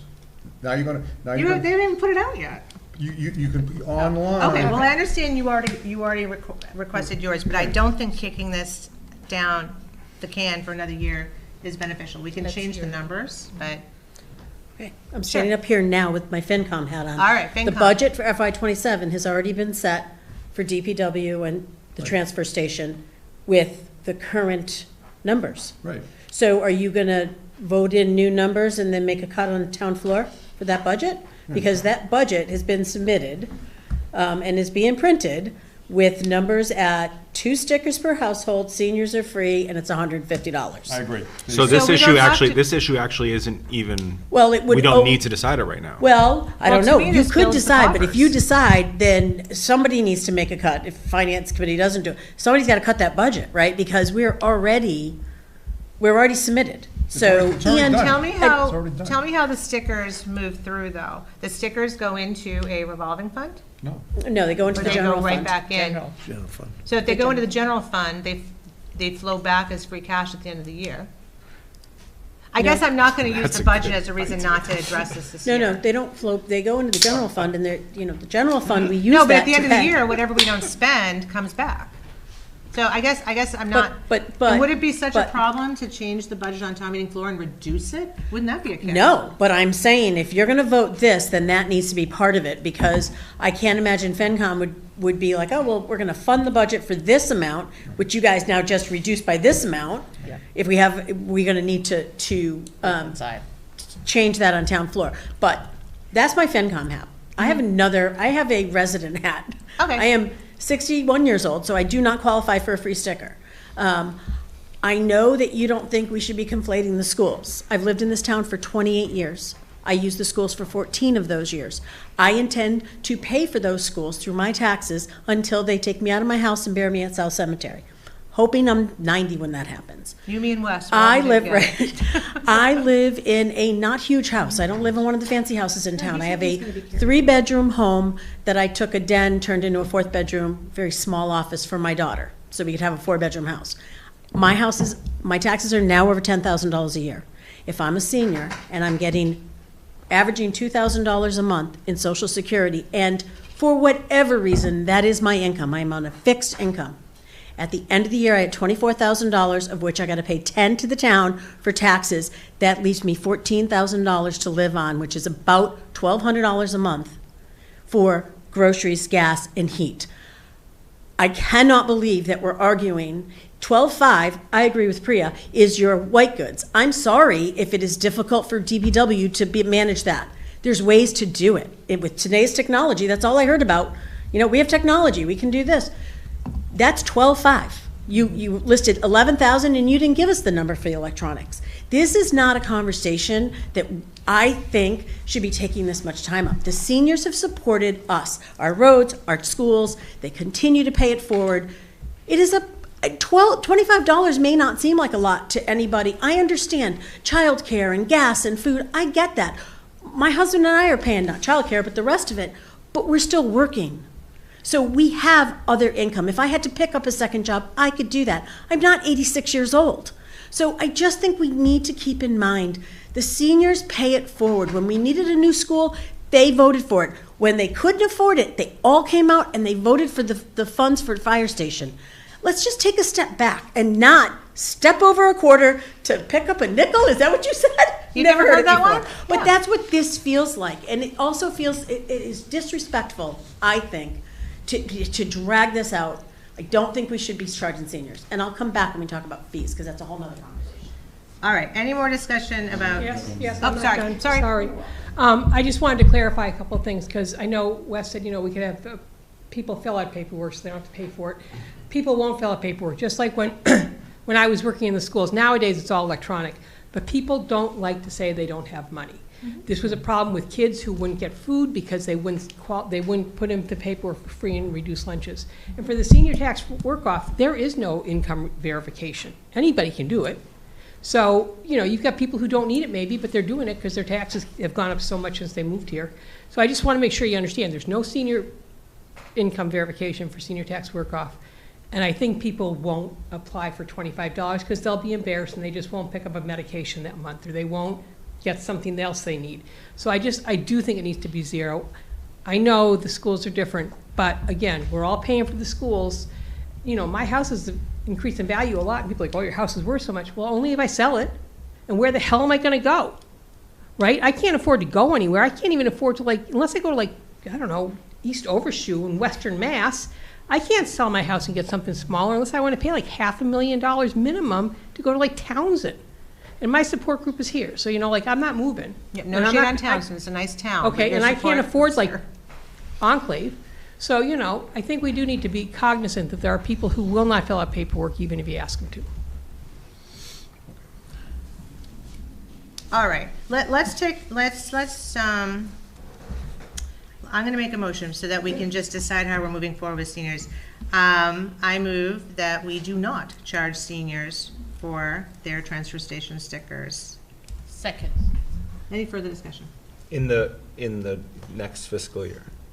Well, for now, we haven't decided what fiscal year, but basically, Well, we're I gonna want to know what I'm voting on. Are we voting on an That, entire okay, so package? yes, Are we as voting a- on for- raising the fees for everybody for- else and not seniors? Let's be specific. Well, I want to get the seniors off the table because it's going to be cleaner. So I move that seniors will receive free stickers for FY '27.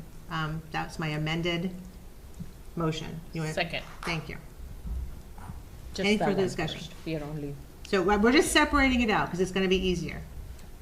So we just for 27, Just for FY '27, that senior stickers will remain free. okay. Any further discussion? All those in favor, please say aye. Aye. Aye. Opposed? No. Yeah, I'm not Two? really certain, 3 to 2. because we first said that the budget has been set, so are we planning to cut the budget and implement this? if We're not people- there yet. I We don't have to cut understand, the but- budget, But do why would we, anything. I just don't understand the motion. Because I'm trying to just separate the two things. There's two things going on. But they're Are not we gonna separable. raise- We've all talked about how they're all related. Let's They're- look but at a they're fee not. structure that has a number of components in it.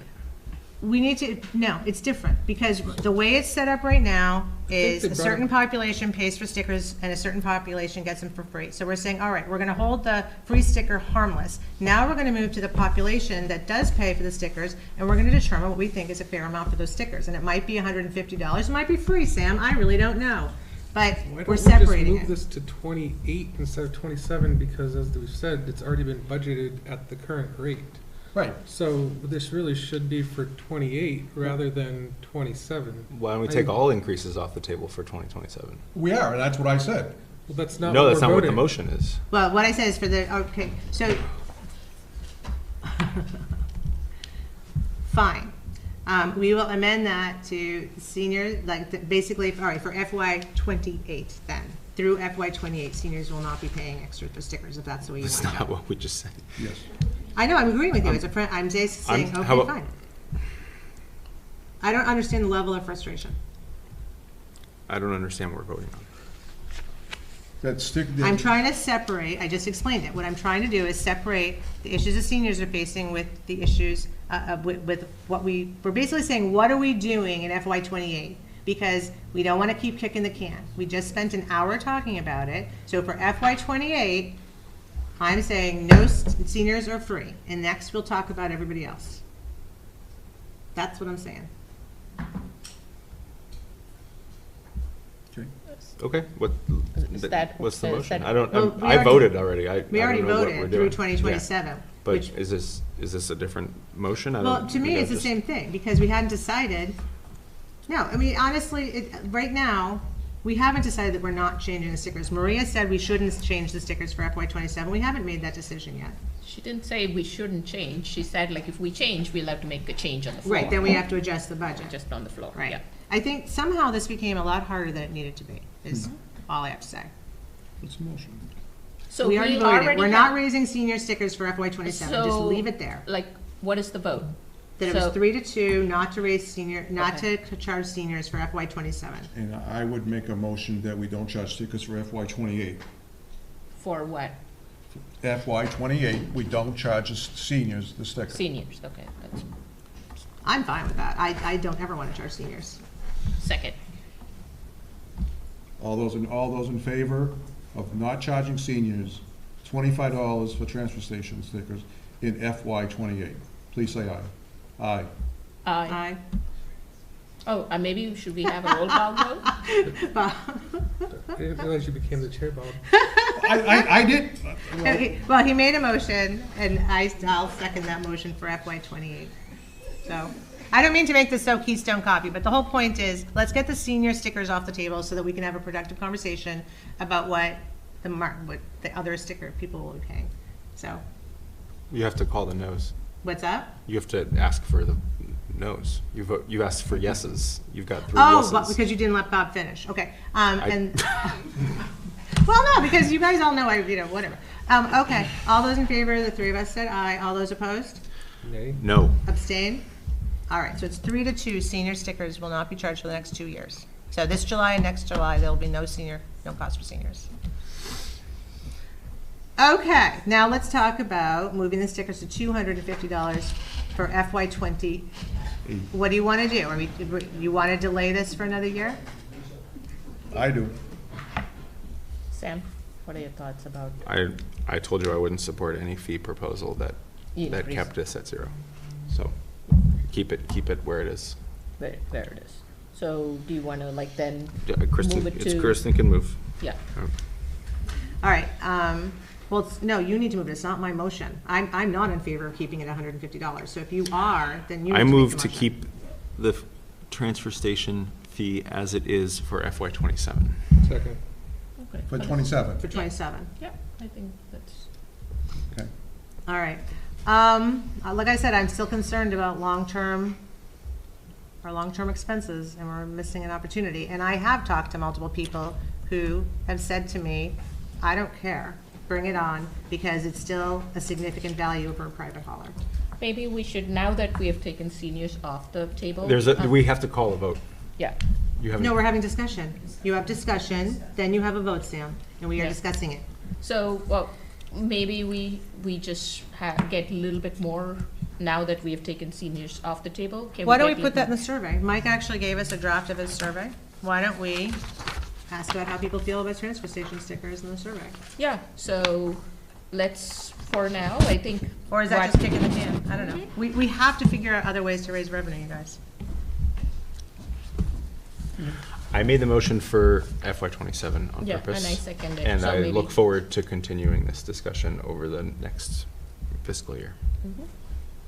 So Any let's- further discussion? I didn't, I very intentionally did not take it off the table for FY28. Yeah. Okay. That's So- the motion before you. And Any it's further it's discussion paid on for 2027? FY27. All those in favor, please say aye. Aye. Opposed? Me. Abstain? Nobody. So 4-1, because I do think we're missing an opportunity. All right.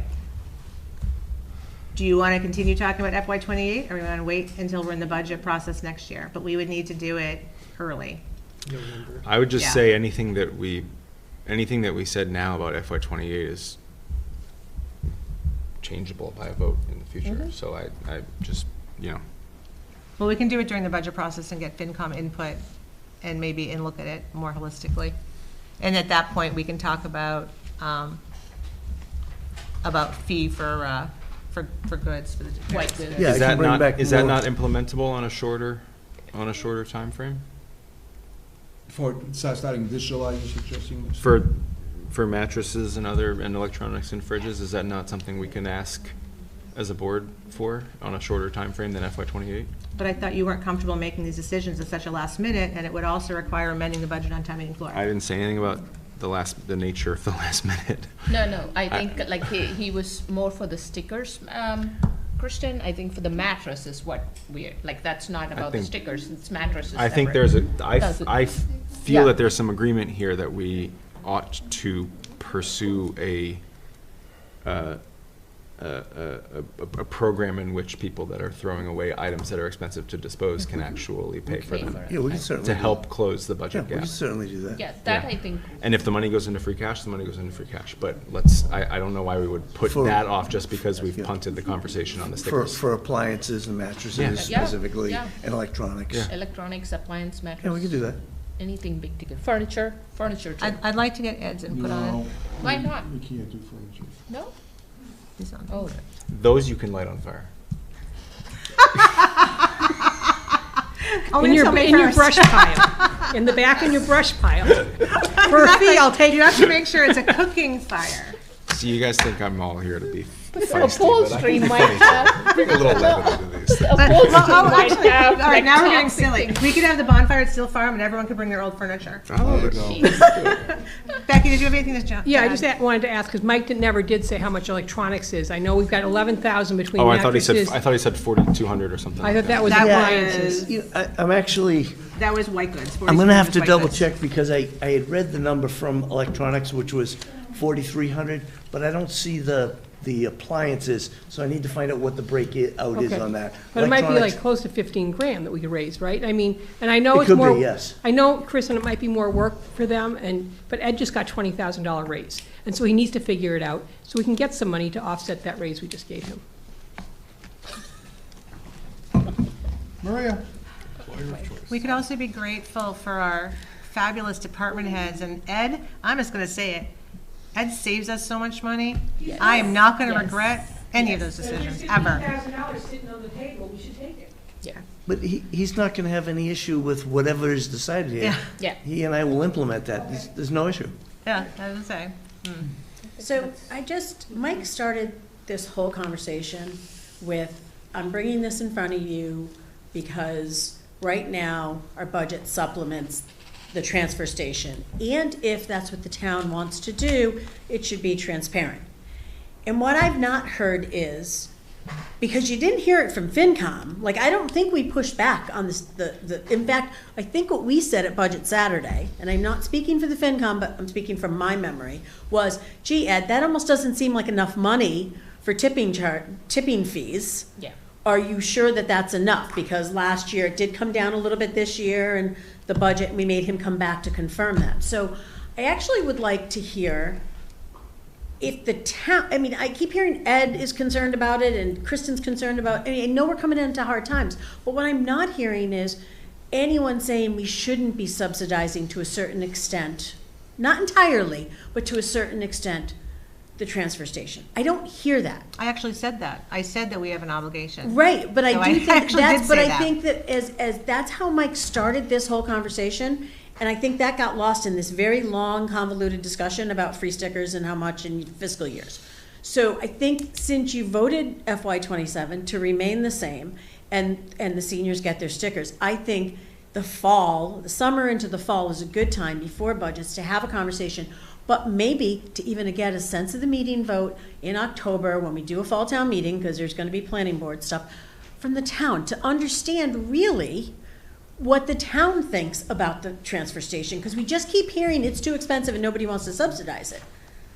I just don't know that that's necessarily true. I don't know that it's not true, right? I keep hearing from seniors, wow, the schools are really expensive, but then they don't stop and say, and I don't want to subsidize it anymore. They just say it's expensive. So I think we need to get a more clarification, and your survey is going to be great, but it's going to be a small sampling. It's going to be people who are interested in the hours at town hall that might respond, right? You're not going to get, if you do a sense of the meeting, you may get more input. We're actually So, gonna launch it'll be at town meeting so people can that'd be great, but grab a QR yeah, code. We should get a good hopefully indication from town And meeting. so I'm just, that's Sure. where I think you guys need to start before you get into your FY '28 discussion, because this may not even warrant this kind of long, convoluted conversation. And I also think you need to put numbers and data around this and put it in your package so everybody can see it. So when we're giving input, I'm not here with a calculator trying to figure out what $25 per 500 people and yada, yada, yada is. And better explanation, because the people who live in the 40B houses in town, right, the affordable housing under 40B, they actually get free stickers as well. Is that in the 500? How many of those residents are in that 500 free sticker number? I think we need to get real numbers, and it needs to be numbers that the public can see, and we can, kind of look at and go forward. And I think, that's what my feeling is as you go forward for FY28. I will say I totally agree with you, Maria, and I think I'm happy to have to support a program in which the seniors are subsidized by the taxpayers. I'm not happy to support a program in which the seniors are subsidized by the other users of the service in a way that just makes attrition squeeze them more and more and more. I'm thrilled to hear the Finance Committee supported the budget. That's great. That's a good subsidy. It's a good use of taxpayer dollars. And attrition means less tonnage too. That's no, I'm serious. You can't say that attrition is just less revenue. It's less tonnage. So I'll also say that we went over this at great length 2 weeks ago, and we don't want to recreate school committee meetings, but the school committee did about the most politically brave thing you can do in the world of cutting budgets. They closed a school. That doesn't happen anywhere. Yep. That's a big deal. Yes. We need to really keep that in mind. And they're getting a lot of heat for it. They're getting a lot of flack for it, and it's serious and it's important. I agree with that. One last thing. The Sustainability Committee, don't they have a subcommittee talking all about waste and how to reduce waste in town? So they're also at the same time as this coming up with ideas. Some I don't agree with, some I do agree with. I mean, it's a lot of discussion. So maybe that they also need to be brought in, because the Sustainability Committee a number of years ago got money to educate people in town on the use of the transfer station. If you get more users, the deficit isn't, obviously tonnage goes up, but it's I don't know how they figured it out. We need to get more users. So, I mean, you got to bring sustainability into the conversation. They're having, they're looking at multiple different ideas that, again, some I agree with, some I don't, but at least if you're having this conversation, they need to be part of it as well. In regards to the sustainability, I think they just started started having that conversation again, because it was a little bit of a standstill from the state in terms of the grant that they got to work on this. Mm-hmm. The person that was supposed to be helping us was not around. Oh. That position was vacant, and then now they filled it up, and so now we have somebody. They've started talking about that already. Okay. All right. All right. So I move to have we moved, what are we doing? Are we moving to, wait. You asked for more information about all the mattresses, white goods, and electronics. Was there anything else you wanted more information on? No. So do we just ask Mike to work with Ed to put together a plan and bring it back to us? Yeah, put together a budget so and there's no projected motion savings right now. for that. Yeah. Yeah. No, I don't think problem. so. Right, Yeah. okay, thank you. That's just a directive. Do we have to have a vote? So it sounds like we're not voting on this as a package, and the flare fee is taken care of. Yeah. Do we need to make a motion on the inspector fees? Just since we're doing these individually and Well, we pulling also have to things talk out? about joining Devon's. That's fine. Yeah, we can do I think we that. should just do these individually. Yeah, we can do that. If you would like, since you have people waiting to talk about a different thing, I can come back with Ed for another meeting to talk about Devon's with a little more information. That probably makes good sense. But let's, All right. so Sam, so Yeah. you want to vote on the inspector? Can I make a motion? Sure. Go ahead. I move to approve the plumbing, gas, and electrical inspection pay rate proposal as proposed by town staff. Second. Any further discussion? All those in favor, please say aye. Aye. Opposed? Me. And abstain, so that's 4-1-0. Okay, so we did that, all right, so now, and we're gonna wait on mattress fees and hazmat. All righty. Moving on to, let's see. Consider joining existing class action suit for fire truck price fixing and cost recovery litigation. Oh, do you want to move to Holocaust first, since we have people waiting? Sure. There's nobody waiting for for that next one. I can brief you on that one at the All end, right, awesome. if that makes sense.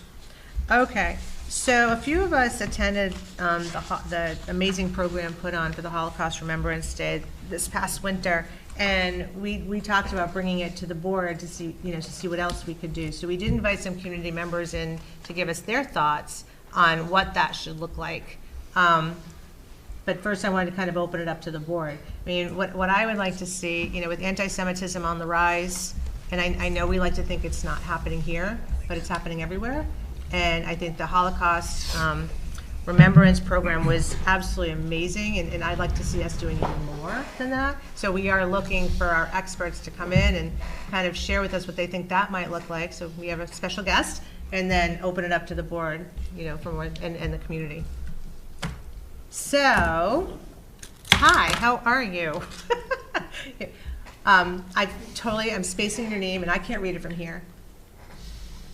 Hi. Oh, there I am. I'm unmuted. I'm Debbie Colton No, Debbie, from the you didn't know. Laughing I kept thinking Foundation. Denise. I apologize. Hi, Debbie.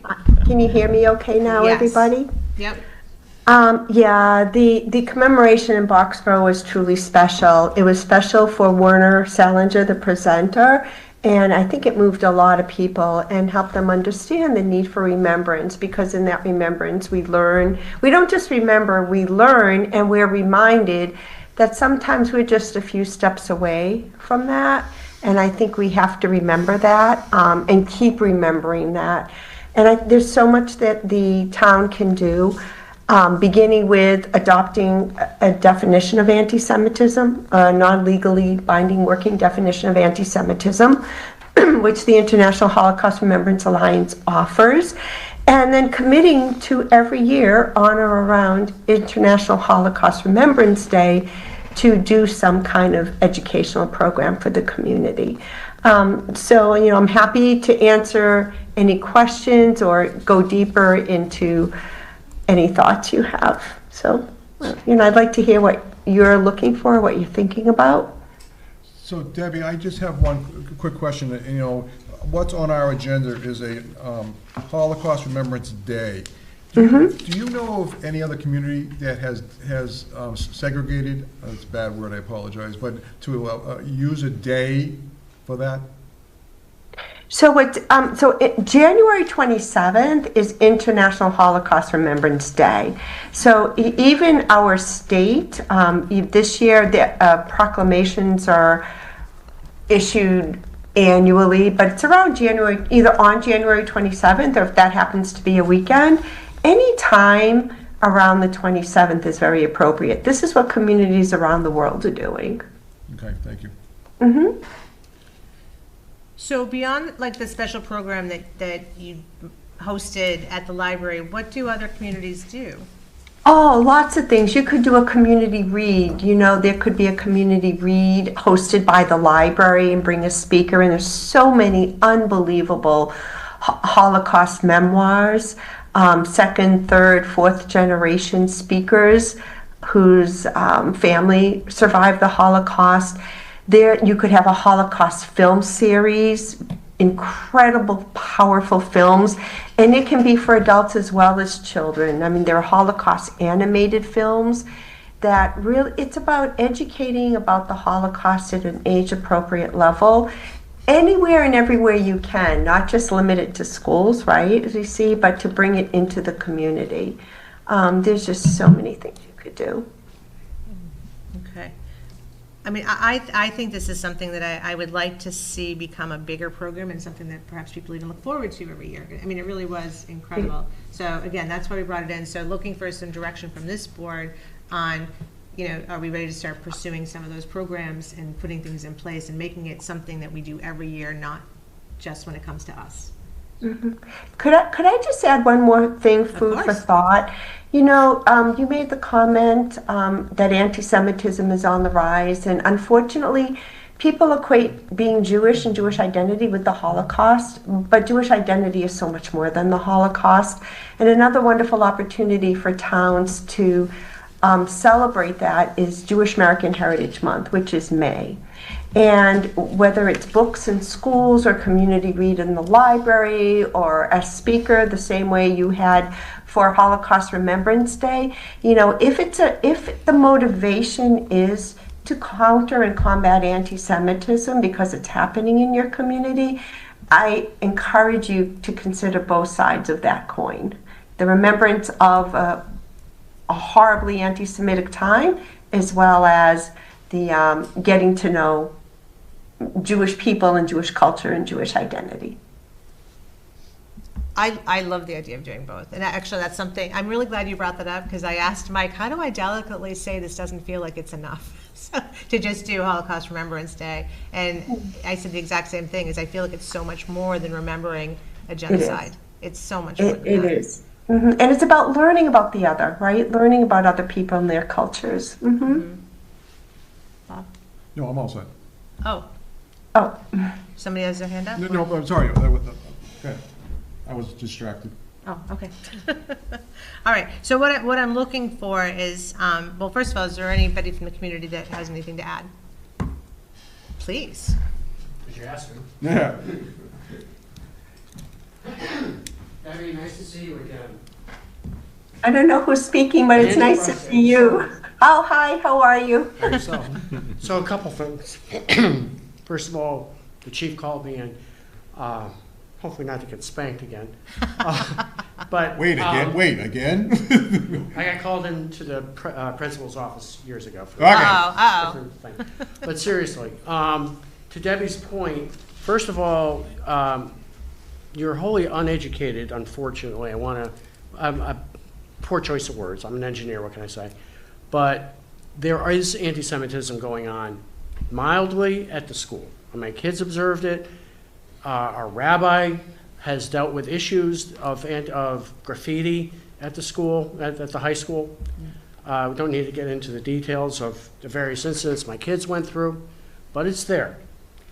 It could be as simple of programming. I mean, the speakers that you had, however that occurred, I applaud it. Thank you. But it could be simple as reviewing the movie Schindler's List. Long movie, but you know, again, a lot of the kids in the high school get this education, but the adults don't.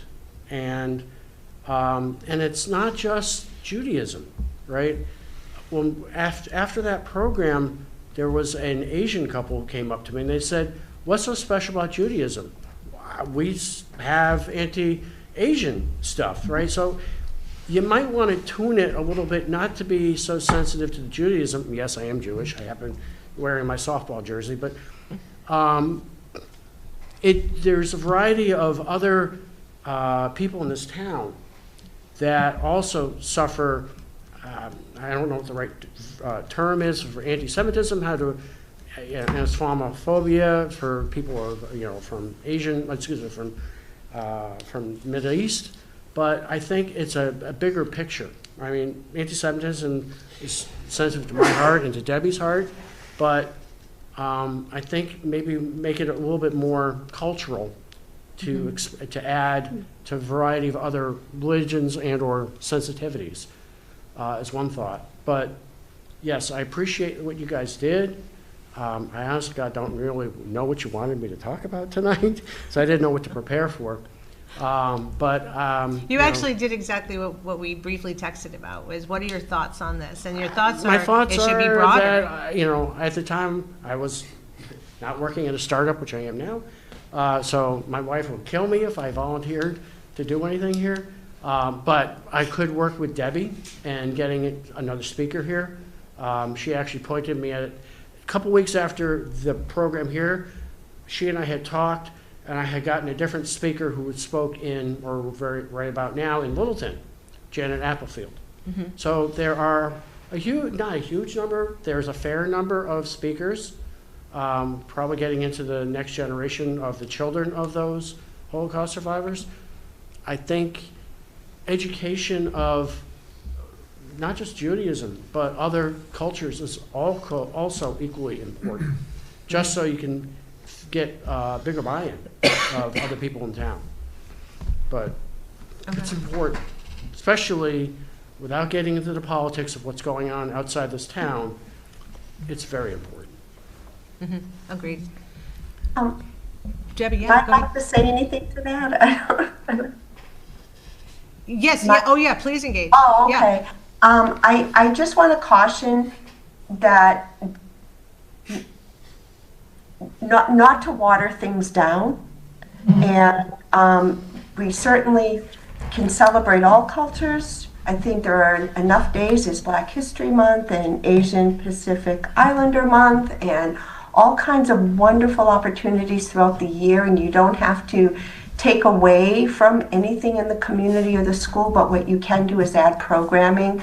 But anti-Semitism is the fastest growing hate crime in this country, and it's become dangerous, and it's become a particularly difficult, not only for Jewish students, but for students who are watching what's happening to Jewish students, because their fear is, could that be me next?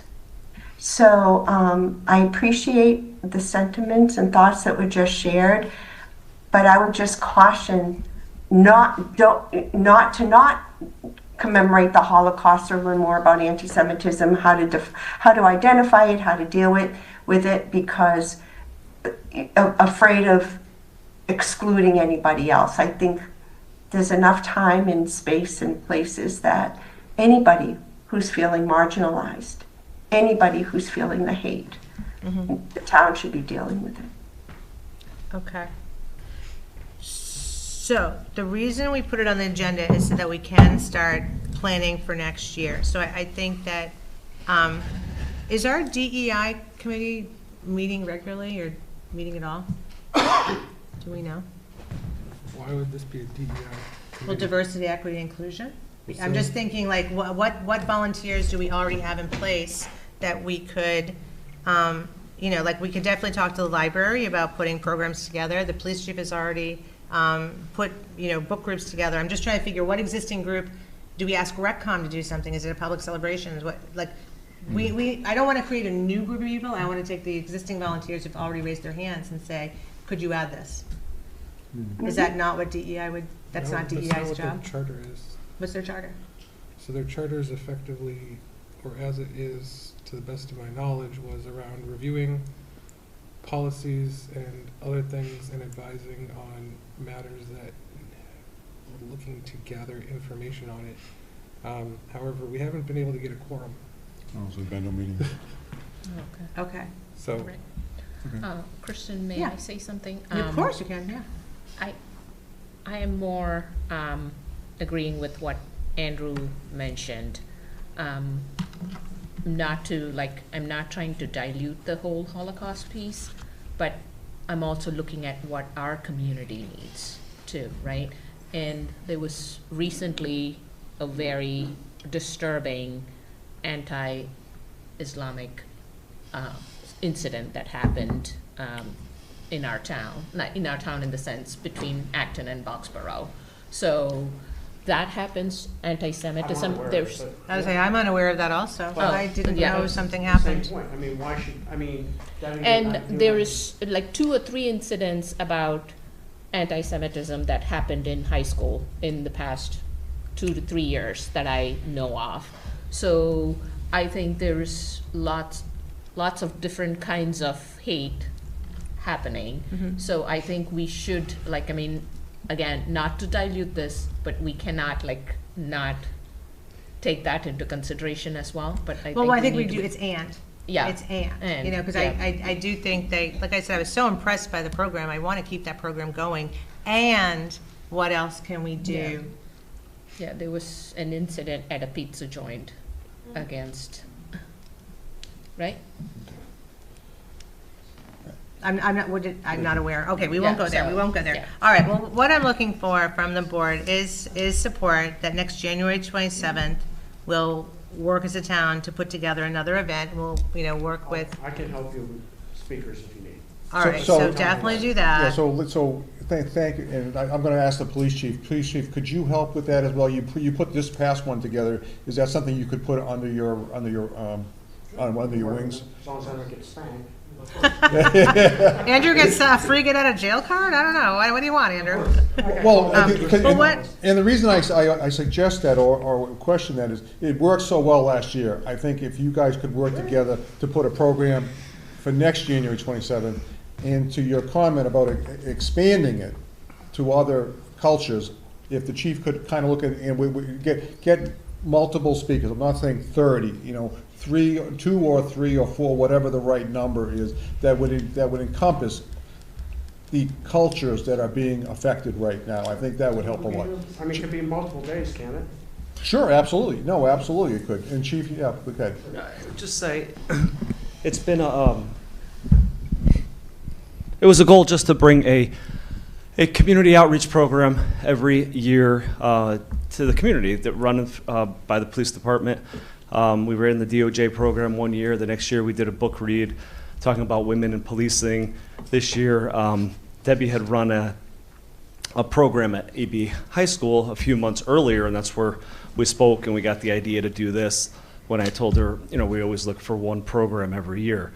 So, you know, we're committed to doing a program every year, but if some of them continue like this one, I think that's a benefit, that's a great thing. And certainly I can help on this one, but maybe some will, every year they'll do something and commemorate on an annual basis, and maybe other ones will just be that particular year. So I have no problem, I'd love to work next year on this as well, and certainly we'll also be doing something with the PD and some sort of outreach program as well. Perfect. That's what I would like to see, Kristen. Yeah, well, Who paid for this? Was it out of the police budget, or was it out of the select board budget, or the town budget? I don't know. There was very little cost. There was no cost with Debbie's, the Lappin Foundation. We did have a nominal fee out of the police budget to pay for some of the water and refreshments that were there. I believe that was the only, I think there were refreshments there we had. So I think that was really the only cost. The library obviously didn't cost anything. So it was a very nominal fee, if anything. Good, great. All right. So Debbie, what I'd like to do is commit to the Lappin Foundation that we are going to do something next year for International Holocaust Remembrance Day. And I also think it'd be good to get more information about Jewish American History Month, because what I wrote down in my notes here is we have to broaden it to anti-hate. So it needs to go further. And you mentioned a few other months. There's Black History Month, and you mentioned a few others. But I'm thinking, do we commit? And if DEI is not the group to do it, we figure out who is, and commit to anti-hate. I mean, the chief has offered to help with that, so I think we leave it with the chief right now, and if he needs a bigger group, then we'll figure that out. I don't know that he actually volunteered to do all of this. That is not what I heard him say. I heard him say that. I mean, like I said, we've run 3 programs, and it's never been me doing it. It's the members of the department helping put it on. And, we're committed to doing something different. I want to change it every year, but it doesn't mean that things that went really well, and this one went really well. We had, 50 or 60 people there, that we can't make that an annual basis. But whether we do a outreach program next year for the PD, we'll probably do that as well, to be perfectly honest. I think that's a good way to have the officers work with the community and really learn, and that's what I think everybody has said. That's why we do this, where I want to learn. Okay. Excellent. All right. So Debbie, I'll connect with you, and we'll figure out what we're going to do for next year. And again, like I said, the anti-hate message has to get out there. I think that I'll have a conversation with our library director and see if she and the library staff would like to do something, a book read, whether it's either something anti-Semitism building up to this Remembrance Day, or maybe hatred, anti-bullying, see which theme might fit into the library, fitting into this, if they're able and willing. I like the idea of a film series too, because honestly, a film series could address many things. Yes. How about the Cultural Council? Why don't you reach out to them? Cultural Council, thank you. I'm like, I know there's a group. Yes, all right. All right, so Debbie, we're going to connect you with the Cultural Council, the library. The Cultural Council, though, you apply for grants and then give you grant money. Right, that's right. Through the Massachusetts, right? But they grant. also used to run programs. I mean, Also, that's, it's up to the individual to apply to run the program. They apply and then they do it. It's not like a pool of volunteers to say, oh, here's my idea, go do it. But, so Debbie would apply to the cultural council? Yeah, she could apply for a grant Okay, to the, yeah. yeah. Okay, yeah, in terms of the funding. good.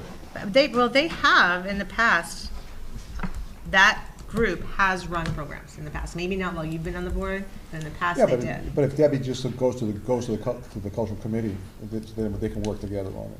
Yeah, Okay, okay. good. Okay. Thank you, Debbie. We are committed. Thank you. Be in touch if I can do anything, okay? Sounds good. Thank you for attending tonight. Wonderful, wonderful. Bye-bye. Bye. Okay, so we all know what we're doing.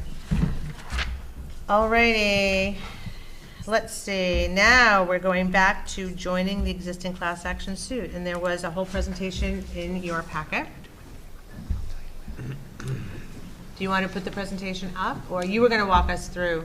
Which one, I'm sorry? Oh, I'm sorry, Fire. the fire truck price fixing cost recovery Oh, yeah. litigation.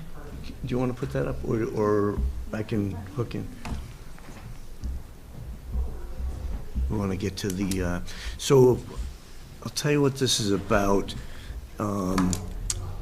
The law firm, Napoli Skolnick, is that the name? It's on the presentation. Okay, perfect. When it comes up, Yeah. they led a class action litigation on the opioid epidemic, which they were very successful on. They also led a class action on PFAS, which we had signed up for, but because we don't have a public water supply throughout town, we didn't qualify, but I did follow that.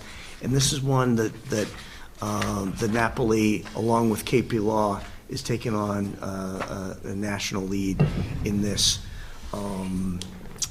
It looks like some of it's going off the screen.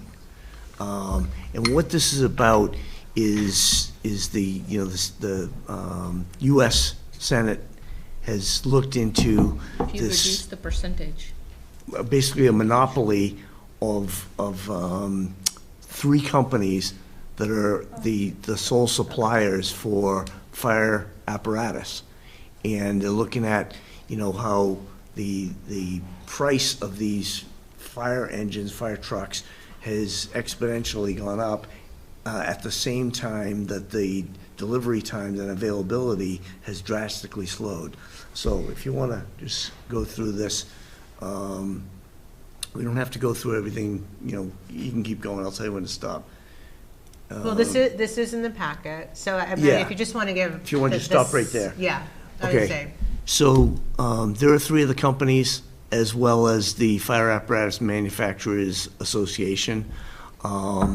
And what this question is that I'm asking you is, would the town like to join in this class action suit? Normally, when a municipality considers joining a litigation, it would be an executive session. None of these slides are classified. They're shared openly. And any discussion, if you start to get too deep into the discussion, I'll say we should take it to executive session. But I've checked with council, and the town could vote to join this class action suit. And I think that there's no downside that I can see to the town joining this.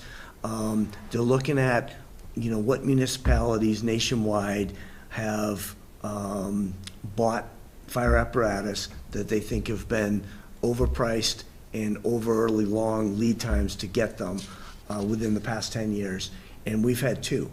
Well, there's actually data. If you want to go back, Kelly, you were on the data where it talked about how the prices have doubled, and so is the, and we've Right lived there, this. Yeah, now you can make it bigger. I mean, Right yeah, there. so the real examples, like, that's it, right there. That is why we're talking about joining the lawsuit, because Foxborough is dealing with all of this. So Like, we in know- real time, we're dealing with this. Right, in that real example on the right, we have one that's similar. Yeah. We had priced a fire apparatus at about $800,000, and by the time we went to bring it to town meeting, it was $1.2 million. And that's exactly what they're talking about, and people are seeing this nationwide. And what used to be a year to a year and a half to 2 years is now 3 to 4 years. And those are all costs. And that's what this, if the town considers joining this class action suit, that's what we would be doing, is presenting the two apparatus, the one that's currently under agreement, as well as the one a couple of years back. So that was going to be my only question, Mike. I know you said it, but I want to expand that. What's the downside of doing this? Would a manufacturer not accept our request for bid, or they're going to say, oh yeah, you're in a class and we don't want to deal with you, or would we be, and I'm just going to use the word blackballed, excluded from Can they when we discriminate go out? like that? Can they discriminate like that? I don't. That's what he's asking. Yeah. We have not seen any downside to joining this. There are municipalities across the country that are joining in on this because they feel, like I do, that municipalities are being overcharged, and it's taking too long to get these. I think by if nothing else, put some pressure to charge reasonable prices and deliver equipment by the time municipalities need them, if you order them on time. And so, yeah, I'm 100% behind this. I just want to make sure that when we go out for a bid for another fire truck, that they're going to say, oh yeah, we can do that for you, and that's the price, but it's going to be 7 years down the road. I just don't want, the repercussions to hurt us, is what I'm saying. What's the chief's position? The chief believes that we should, and he's supplying the data for this. So the chief brought this forward? The chief and I did. So the chief and myself and our finance director attended this presentation by KP Law and Napoli, and we all believe that it's in the town's best interest to pursue this. Is Napoli out of Boston? Do they have an office in Boston? Or they just came here to present? So the retired judge who works for Napoli, who's leading this, lives in Clinton. Okay. He's local. a former rep out of state rep out of Clinton, so he's local. Oh, is Hank? Yes. Oh. That's funny. We're not going to ask you why you're laughing. Okay. All right. All right. So the chief, you're not seeing a downside. So you're not worried about what Bob is mentioning. Okay. Thoughts? I'm fine. Yes, good. if that's the answer, I'm 100% behind this. Now, how about the PFAS? I was trying to understand. Then there's the whole next section on PFAS would be. That's just showing the history of claims that they've done. So they were successful in the opiate litigation. Okay, they were successful in the PFAS litigation. Those are completely separate from this. This only focuses on fire apparatus. Okay. We also, I as well as several other town administrators that were on the presentation that they gave, asked about what about ambulances, because we're seeing a similar sort of a thing, not to the same degree, but we're seeing similar, 30 to 40% increases in the ambulances and longer lead time. Yeah. That they're looking into. It wouldn't be under this because this is already filed. Okay. This has already got a docket number or whatever you call it in the queue, but they're looking at whether they might take this the same sort of thing up in the future as far as ambulances, because we're being impacted on that front as well. Okay. Any further discussion? I move to approve the revised naming of public, no, I'm sorry, the wrong one. I'm reading the wrong one. I move to authorize the town to join the existing class action suit regarding fire truck price fixing, cost recovery litigation, subject to review and approval by town council. Second. Any further discussion? All those in favor, I don't see any hands up anywhere. All those in favor, please say aye. Aye. Aye. Opposed? Abstain? So that would be unanimous. Okay, next up, a review and possible revision of naming of public facilities policy. So, I printed it. So what I saw was basically bringing back, keeping the agreement basically the same, although I will say it's a little, when I read it, there's other stuff, that we want to add soliciting input from the community. That's, So we're looking, I heard the input and I thought it was valid and that this could use some adjustment. I took a first stab at it and just added one sentence in. The approval process that before voting, the select board will solicit input from the community. I started to expand that into how we'll do that and to what degree, but I didn't know if you want to get that specific, or do you want to have the goal in there, and then the board decide how it does that, whether it's through public hearings, through surveys. Generally, in a policy, you want to leave yourself enough room in the future, which is why I didn't get specific, but you may want to. This is your policy, and you can, we can make it more specific than that. Okay, so when I read this, the approval process paragraph was confusing. Naming a facility requires simple majority vote. Decisions to rename shall be made upon unanimous positive vote of the entire board. So I think that might be in opposite order, maybe, that we were gonna solicit input. No, first, we have to get a written submission on the name, and it has to come from certain people. There's a whole list of who can do it. Then the select board has to unanimously vote to consider it, and then the actual name is a simple majority? I'm asking, because when I read this paragraph, when I read the whole thing, I'm like, where are we going here? Yeah, so the two different lines, as I read that, one is a simple majority for naming. Yep, for the But name. then once something's named, if that, let's say a facility was named, and then it was renamed. Renamed, That would, okay. that's a separate topic. So let's say it's named the Smith Building. Yep. And then a future board decides, no, we want it to be the Jones Building. That has to be 100%. That has to be unanimous decision of the board, at least All right. according to this policy. Okay.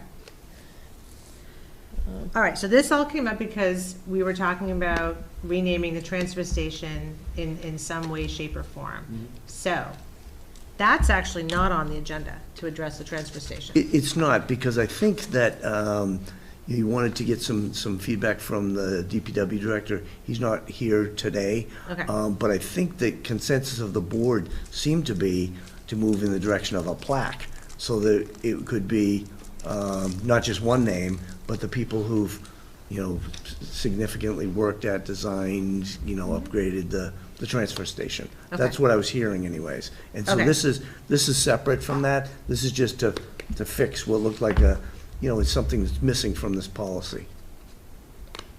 I do like soliciting input from the community, but what does everybody else think? Because that's the only substantive change in the policy. I'm for it. Anytime we can engage the public or the residents to get their opinion, I'm for it. Is there anything, now that we have this, is there anything else that we are missing? I haven't thought through this, to be honest.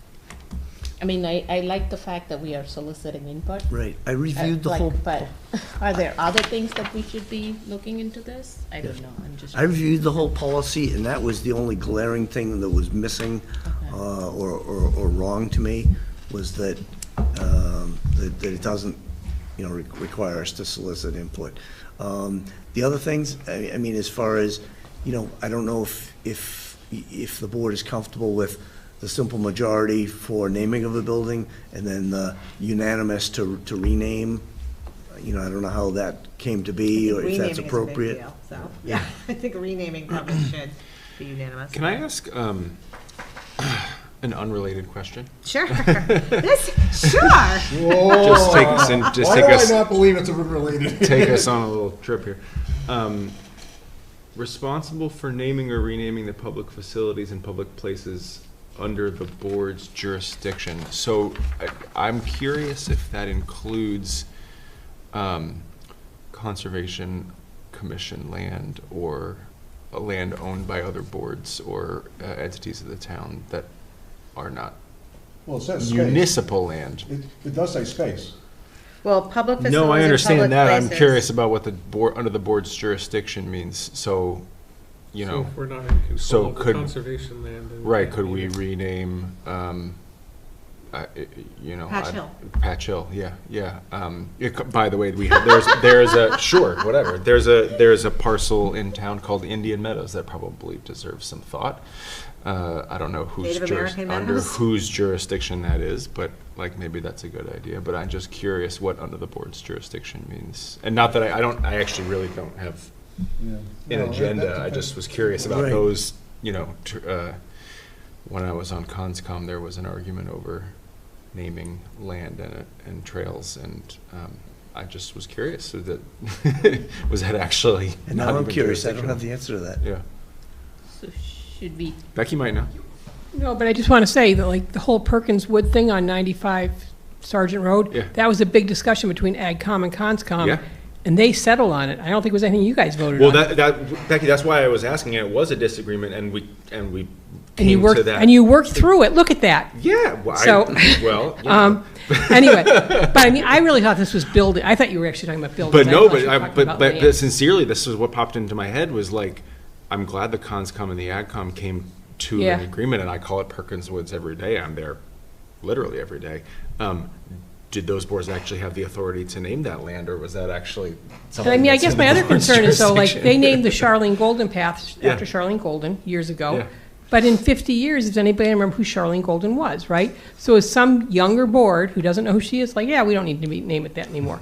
That's my concern. It's just like with the transfer station. Well, I When you're think that's why talking that's- about naming it just after Bo, when you had Warren, Morse, and you're probably going to have Larry. And same with any of our buildings where we've got really long-term employees. I sent you an email to this effect. I actually think you should look at doing this in all of our buildings. Maybe not on all of our lands, because that would mean all the conservation people. And if you're a resident, in town, if you've done a lot, you can certainly you qualify for the Golden Fight for the Parade Marshal, right? Yeah. But I do think, like, it would be a nice way to recognize long-term employees, and that would be a whole other separate policy, right? Because you have to come up with a policy like, they've been here 20 years, they've been here 25 years. They've worked only in one makes department, sense. they've worked in multiple departments, Yeah. They weren't fired, hopefully, so like, hopefully it's only people who've retired or gone on to greener pastures somewhere else, or they passed away. But I I just, thought that's what you meant by greener pastures. no, I meant like, they've. A new job? They've gotten a new job, like, they've been here for 25 years, but then they finally realized that, they can go somewhere bigger, and, because this is either a stepping stone usually or a retirement job, right? So, I think that, I think Sam's got a good point. You figure out who you're talking about, because like Steel Farm, how long is that gonna stay Steel Farm before somebody's like, who the heck are the Steels? Yeah. Right? I mean, so renaming stuff I think is tricky. Yeah, I agree, and I would say the unanimous renaming vote's probably a good idea. That needs to be a higher bar. I was hearkening back to the Perkins Woods situation and thinking like, holy smokes, was that actually a select board? Well, Yeah, so I question, Yeah. that's a great question, sir, because according to the policy, that should have been a select board. That's how I interpret it. Well, the CONSCOM owns the land. Yeah, the CONSCOM Yeah, owns they it. But we appoint the CONSCOM, so I don't know what under the board's jurisdiction actually Well, then means it in wouldn't this. be ours, 'cause so the. I think the CONSCOM owns it, so they Yeah. get to choose. So but- it depends upon who owns it. I think so, That's yeah, what but I don't. I don't think the Jurisdiction. CONSCOM owns it, the town owns it. No. The CONSCOM owns it? CONSCOM owns it, Yes. yeah. Not, Ken Oldham. And the Sudbury Valley trustees. no, I know, but does the Boxborough Conservation Commission owns land? Yes, I believe so. 100%, Okay. No, I just learned something then, yeah. because I didn't know that the CONSCOM There's a difference owned it. between municipal land and conservation land, and it's the ownership. And we just talked about this with the land we just acquired on Mass Ave. And Steel Farm is not conservation land. No, that's municipal. So that could be municipal land, so that would fall within your jurisdiction to Right. say, yeah, we don't know who the Steels are anymore. Yeah. Right. There's a bunch of them buried up at North Cemetery, but Yeah. that's so sad, right? So- All right, well, I just learned something, because I knew that the CONSCOM was responsible and that the town couldn't do, that the CONSCOM made the decision, was responsible. I did not know the CONSCOM owned it, because if you look up public records, it says Town of Boxborough. Or it'll say Town of Boxborough Conservation Land, but it doesn't say, you know what I mean? So I just Yeah. learned something, I did not know that. So the CONCOM See, learn owns it. something new every day. So, okay. All right. I get it. So, who but owns it? Yeah, jurisdiction, who owns it? jurisdiction's not ownership. Well, and can we rename Indian Meadows? Right. Seems Okay, like so a can good idea, you right? please look into that, Mike, the difference between jurisdiction and ownership? Because those are two really different things. What's up? I know, that's what I'm saying. Look into the difference between jurisdiction and ownership, because that's two different things. So, like, we just need to understand what's the board's jurisdiction. Okay. The only other thing that I struggled with was that the board shall take into consideration individual, family, or group stature within the community. that they are residents of excellent character and reputation who made significant contributions to the town. So, how do you define that? I was a little uncomfortable with that. I'm with Because you on they're- this. I'm with you on this, Kristen. Yay! Oh my God! Yay!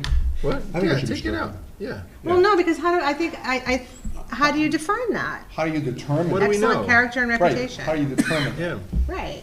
So Determine, define, whatever. Yeah, just take that whole thing out. That's my. But I do like significant contributions to the town. It's just whether they're, I mean, you could be a jerk and look at me, I can be a jerk and contribute to the town. Yeah, you're right. Oh, wait. Anyway, okay, so can we strike Yes. I would, excellent character and reputation? Or do you want to take significant contributions out too? I think, I think it's my fine to opinion is- recognize people for their significant contributions. Yeah, I That's think so. something that's tangible and, Yeah. and, All right, and, so we're just going to take out excellent Yeah. character and reputation? yeah. Yep. Maria, you have an opinion On, not this. on excellent, are you of excellent But yes. character and reputation? I don't know, it Sit depends who down, you just ask. sit down, just sit down. Do you want me to wait? No, you go ahead. So on the public participation, public input, I actually think that needs to be a little more robust somehow, because not so long ago, we had a select board that took no public input and didn't care, and their public input would be not taking it. And the So- pendulum has swung so far to the other So far side. the other direction, I know. It's 9:30, we're still talking about this, but Yeah. I just think that needs to be a little more robust. What does that mean? 2 weeks public input, public hearing, and I know you don't want to put it in to a policy, but maybe you attach, like in the school committee, we used to have our policy, but we would attach the procedures to it, so that at least people understood what that meant. So, right, I think no, that's yeah. important. So I think we leave the policy, but add a procedural page. And attach it to it, yeah. We used to do that all the time on the school committee, and that also clarified a lot of this stuff that you don't want to put in a policy. Yeah, I agree. Okay.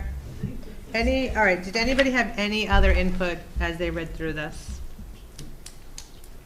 All right, so to regroup, you're gonna get at the definition of jurisdiction versus ownership. We're gonna create a procedural page for soliciting input, and we're gonna strike excellent character and reputation. Anything else? All right, I don't think we need a motion yet until we approve it. We're basically Correct. asking you to go back and work on it and come back with more information. Excellent day. Have I hit everything? Did I miss any? I think we're all ready. I think we're at reports. So we'll start at this end of the table. I'm good, I've reported Well, out all do you the want to stuff go I over, had. I mean, this is, do you want to go over the survey, or are you just Oh. giving this to us for input? You don't have to go over it, because it's not in the packet, but, Yeah, I wanted you to have that to maybe digest and get feedback to me. Either knock some things out, add things, change, whatever.